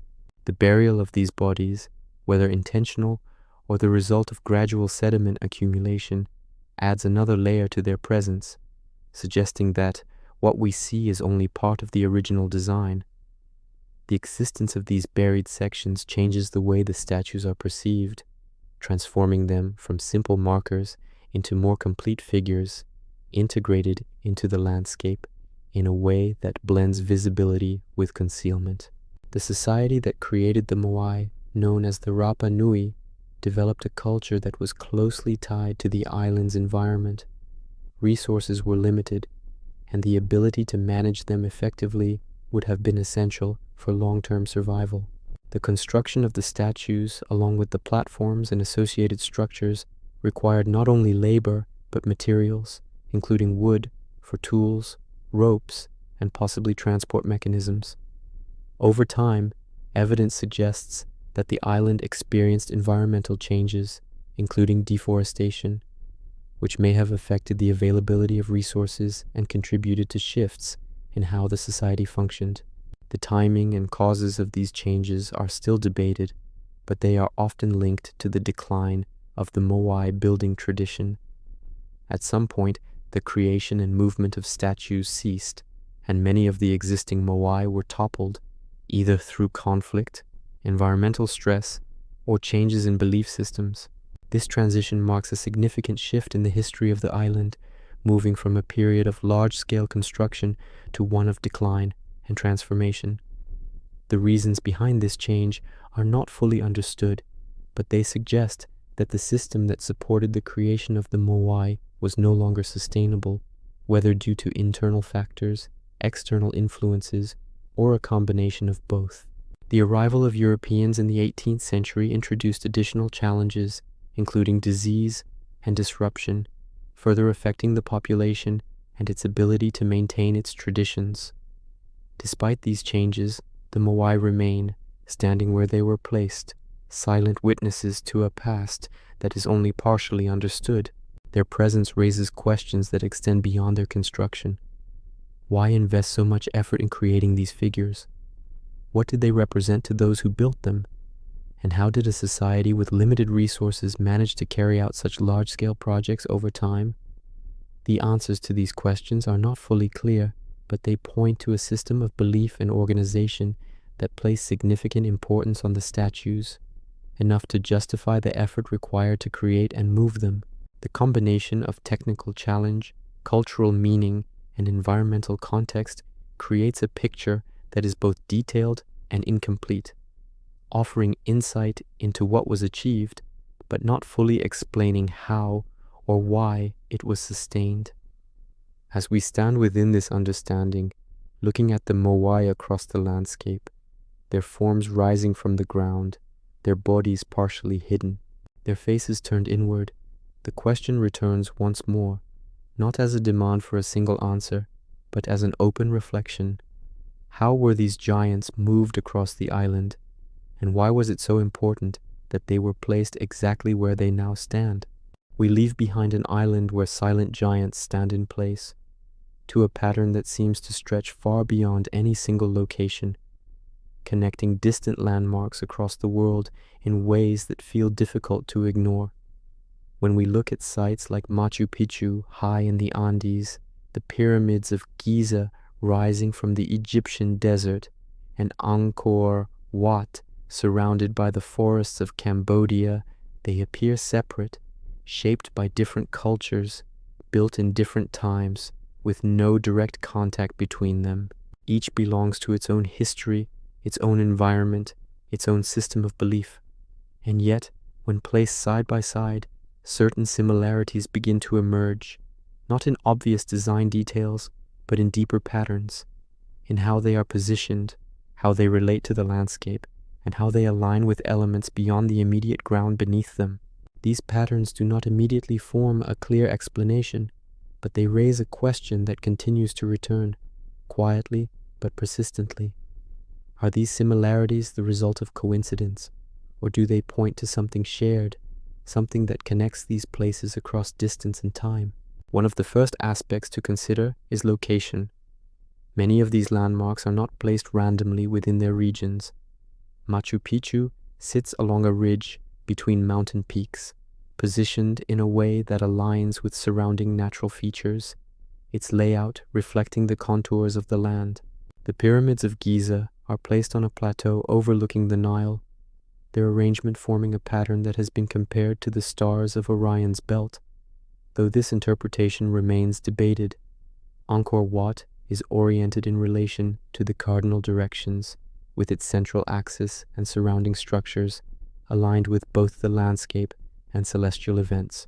These examples suggest that the builders of these sites were not only concerned with constructing structures, but with placing them in relation to their environment, creating connections between the built and the natural, between earth and sky. This awareness of alignment is not limited to a single region. Across different cultures, there is evidence of structures that are oriented toward specific points on the horizon, toward the rising or setting of the sun, toward stars, or toward other landmarks. This raises the possibility that certain principles of alignment were recognized independently in different places, developed through observation of the natural world, and applied in ways that reflect similar approaches to understanding space. The idea of shared geometry emerges from these observations. Geometry, in its simplest form, is the study of shapes, proportions, and relationships between points in space. It does not belong to any one culture, but can be discovered through observation and reasoning. The presence of geometric patterns in ancient structures suggests that these principles were understood and applied, whether through formal knowledge or practical experience. The proportions of the pyramids, the layout of Angkor Wat, the arrangement of Machu Picchu's terraces and buildings, all reflect an awareness of balance, symmetry, and proportion. These elements contribute to the stability and visual harmony of the structures, but they may also carry symbolic meaning, representing ideas about order, balance, and connection within a larger system. When similar geometric principles appear in different places, it raises the question of whether they were discovered independently, or whether there was some form of shared knowledge that influenced their use. One theory that attempts to connect these patterns is the concept of ley lines, hypothetical alignments that link significant sites across the globe along straight lines. According to this idea, certain locations are connected through these lines, forming a network that may reflect ancient understanding of energy, geography, or spiritual significance. Proponents of this theory suggest that many important landmarks fall along these lines, implying that their placement was not random, but part of a larger system. However, this idea remains controversial, as the identification of such lines can be influenced by selective observation, connecting points in ways that may not reflect intentional design. While the concept of ley lines is not widely accepted as a scientific explanation, it reflects a broader curiosity about how different places might be connected, not just physically, but conceptually. Even without relying on such theories, the idea of connection can be explored through more grounded observations. The repetition of certain forms, pyramids, circles, terraces, across different cultures suggests that there may be common responses to similar challenges or shared ways of interpreting the world. A pyramid shape, for example, is inherently stable, distributing weight evenly and allowing for construction at large scales.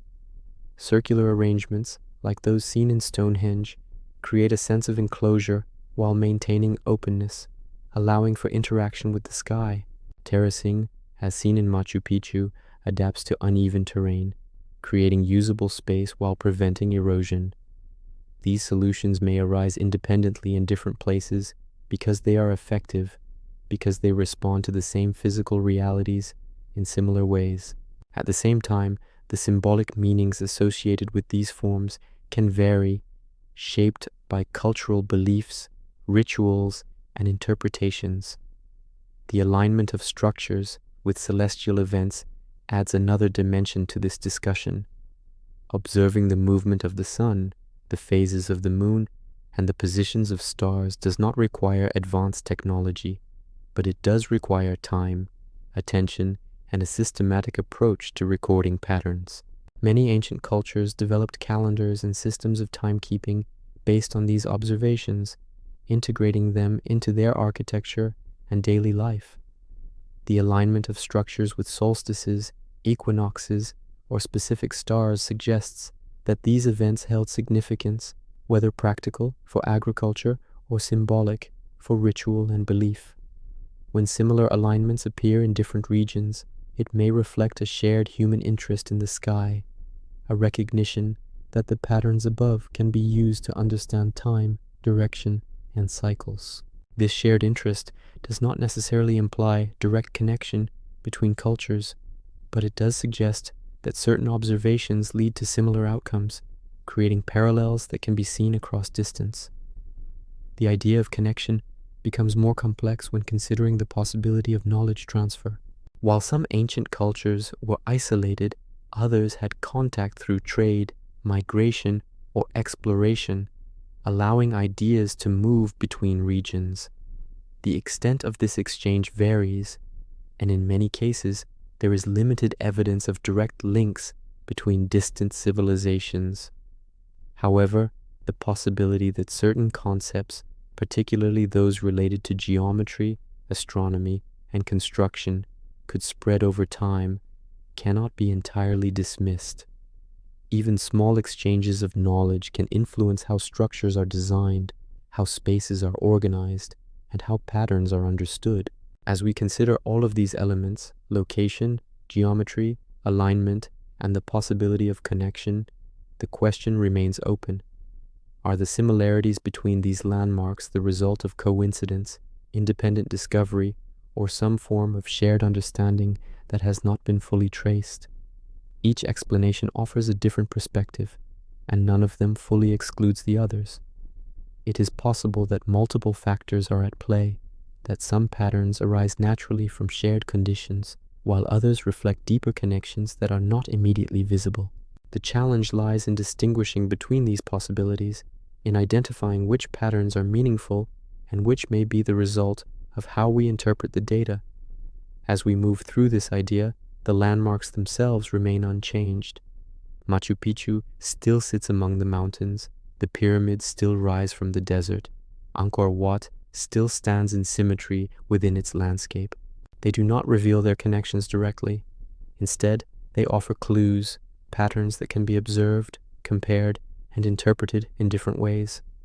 And in those patterns, the question continues to unfold, not demanding a single answer, but inviting continued exploration. Are these alignments simply the result of human ingenuity responding to the world, or do they hint at something more, a network of ideas, principles, or connections that link these places in ways we are still trying to understand? We leave behind patterns that may connect distant landmarks to something even more unsettling, the possibility that the knowledge behind them was never truly lost, only overlooked. When we look back across the structures we've explored, from Machu Picchu's perfectly fitted stones to Angkor Wat's water systems, from Petra carved into rock to the precise alignments of ancient sites, a quiet pattern begins to emerge, not just in what was built, but in how it was achieved. These are not isolated examples of creativity or effort. They reflect systems of understanding, ways of working with materials, environments, and geometry that appear consistent, refined, and deeply integrated into the cultures that produce them. And yet, when we attempt to recreate some of these techniques today, even with modern tools, the process does not always become easier. In some cases, it becomes more complicated, requiring specialized knowledge, repeated experimentation, and significant resources to approach what was once done with apparent confidence. This does not suggest that ancient builders possessed technologies beyond what we understand today, but it does raise a question about the nature of their knowledge, how it was developed, how it was applied, and why it does not always translate directly into modern methods. One of the most striking examples is stone cutting and fitting. In places like Machu Picchu, stones are shaped in ways that allow them to fit together without mortar, their surfaces matching so precisely that even thin objects cannot be inserted between them. These stones are not uniform blocks, but irregular shapes, each one adjusted to align with the others, creating walls that are both strong and flexible.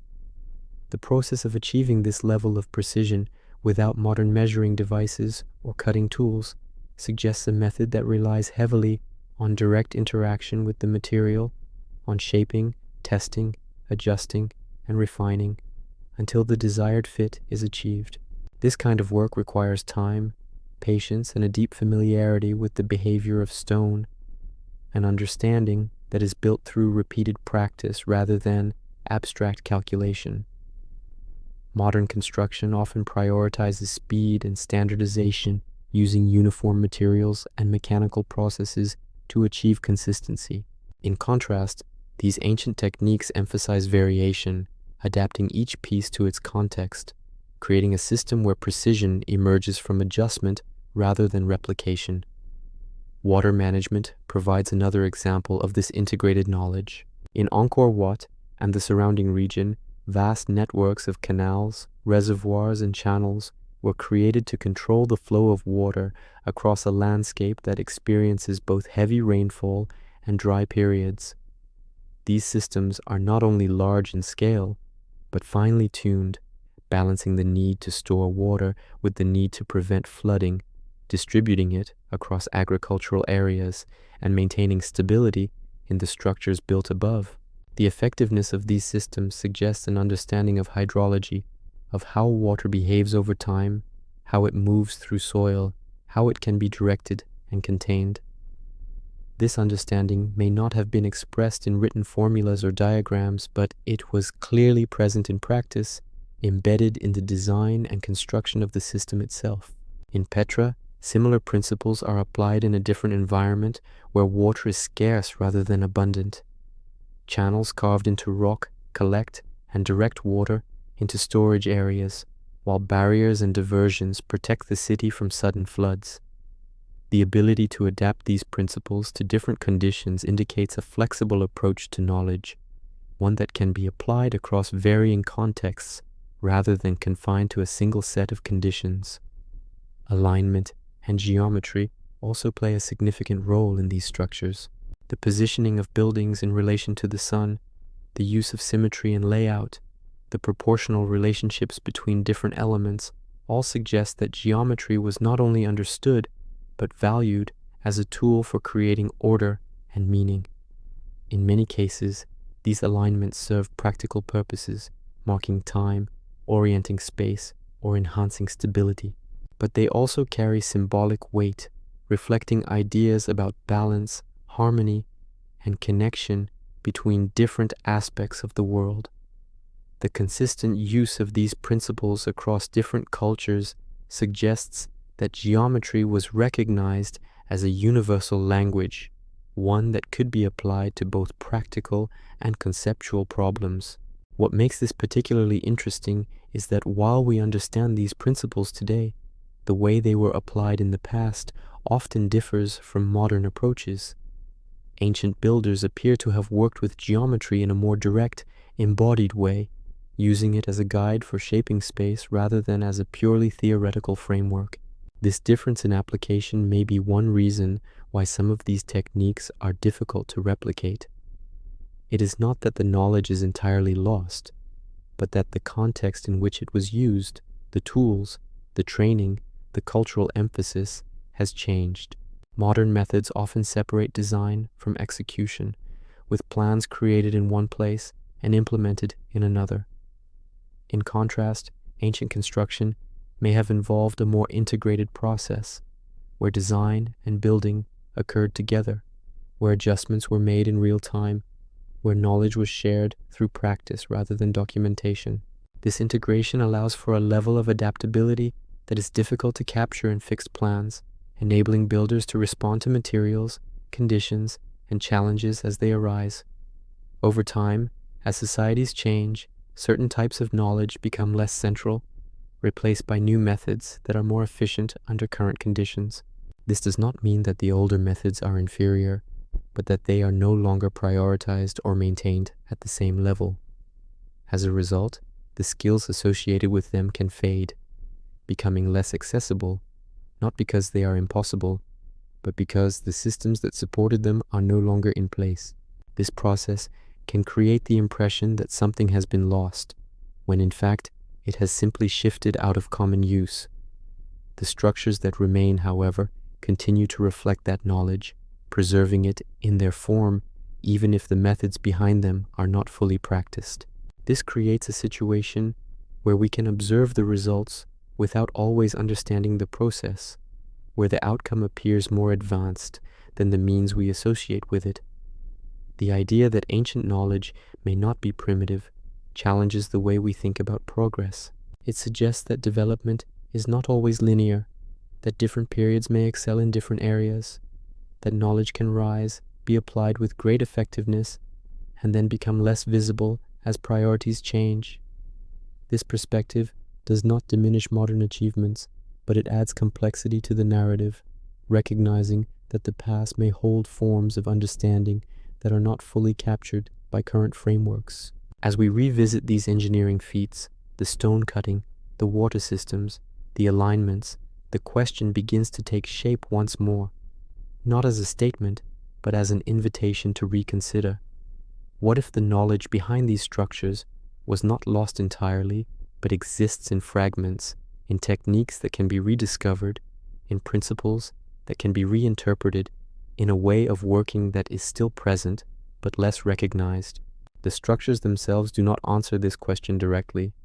They stand as evidence, as examples of what was achieved, but they do not reveal every step of how it was done. That understanding must be reconstructed piece by piece, through observation, experimentation, and reflection. And in that process, the idea of hidden knowledge becomes less about mystery and more about perspective, about how we choose to see the past, and whether we are willing to look at it not as something primitive, but as something that may still have more to teach us than we expect.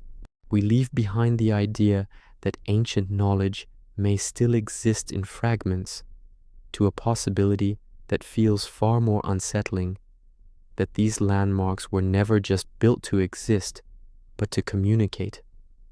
Across continents and centuries, structures have been raised not only to serve immediate needs, but to endure, to remain long after the people who built them are gone. The pyramids of Giza still stand in the desert, their forms unchanged despite time and erosion. Machu Picchu remains balanced on its mountain ridge, its stones still fitted with precision. Angkor Wat continues to hold its symmetry, its alignment with the sky still intact. These are not temporary constructions. They were built with an awareness of time, with an intention that extends beyond a single generation, beyond even the lifespan of a civilization. This raises a question that shifts the way we look at them, not as isolated achievements, but as signals, as something placed deliberately into the future. If a structure is designed to last for thousands of years, it carries the possibility that it was meant to be seen by people who were not present at its creation. It becomes a form of communication, not through words, but through form, through placement, through the way it interacts with its environment. The idea that architecture can function as a message is not entirely unfamiliar. Monuments have long been used to represent ideas, to commemorate events, to express values that a society wishes to preserve. But most of these messages are tied to context, to language, to symbols that require interpretation within a specific cultural framework. What happens when that framework is no longer available? When the language is lost? When the original meaning cannot be directly accessed? In such cases, the structure itself becomes the message, not in a literal sense, but in the way it presents patterns that can be observed without translation. Geometry, alignment, proportion, these are elements that do not rely on language. They can be recognized across cultures, across time, understood not through words, but through perception. When we see symmetry, we recognize balance. When we observe alignment with the sun or stars, we understand connection to cycles that are still present. These elements suggest that if a message were to be embedded within a structure, it might take this form, something that can be seen, measured, and experienced without requiring direct explanation. Across different cultures, certain patterns repeat. Pyramidal shapes, circular arrangements, axial alignments. These forms appear in places that had no known contact with one another. While these similarities can be explained through practical considerations, stability, visibility, ease of construction, they also carry symbolic meaning. The pyramid, rising from a broad base to a single point, suggests ascent, focus, convergence. The circle suggests continuity, unity, cycles without beginning or end. Axial alignments create direction, guiding movement and perception along a defined path. When these forms are used repeatedly, they begin to create a visual language, one that can be recognized even when the specific meaning varies.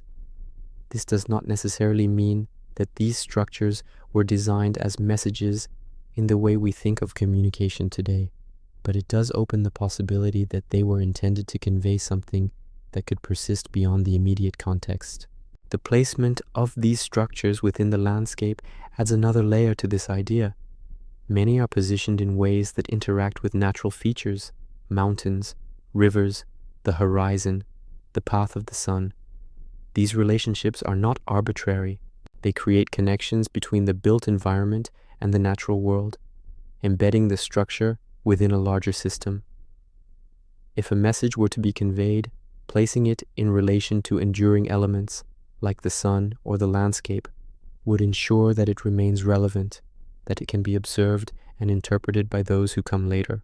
The alignment of structures with celestial events, solstices, equinoxes, specific stars, suggests an awareness of cycles that repeat over long periods, cycles that would still be present even if the original builders were gone.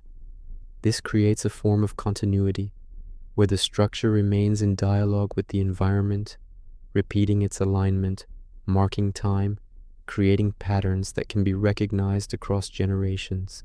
The durability of materials also plays a role in this possibility. Stone, when properly shaped and placed, can endure for millennia. The choice to use such materials, to invest effort in creating structures that resist decay, suggests an intention to create something lasting. This is not the most efficient way to build for short-term use, but it is effective for preserving form over long periods. When combined with the scale of these structures, their size, their visibility, their prominence within the landscape, they become difficult to ignore. They stand out, drawing attention, inviting observation. This visibility, combined with durability, creates the conditions for a message to persist, to remain accessible even as other forms of communication fade. And yet, despite all of these elements, there is no clear, unified message that can be easily identified. The structures do not present a single, obvious statement. Instead, they offer patterns, relationships, forms that can be interpreted in different ways. This ambiguity may be intentional, allowing the structures to carry multiple meanings, to adapt to different contexts, to be understood in ways that are relevant to those who encounter them, or it may simply reflect the complexity of the systems in which they were created, where practical, symbolic, and cultural elements are intertwined. The idea that landmarks could be messages also raises questions about who the intended audience might be. Were these structures meant for the people who built them, reinforcing shared beliefs and values within a community? Were they meant for neighboring cultures, signaling power, presence, or identity across distance?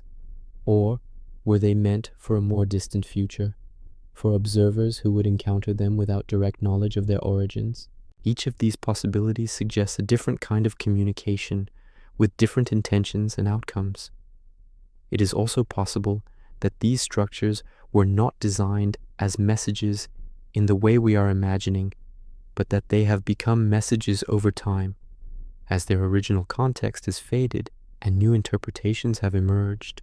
In this sense, the act of interpretation itself becomes part of the process, where meaning is not fixed, but evolves as new observers engage with the structures. As we consider all of these aspects, durability, form, alignment, symbolism, the question remains open, not as a definitive claim, but as a possibility that invites reflection.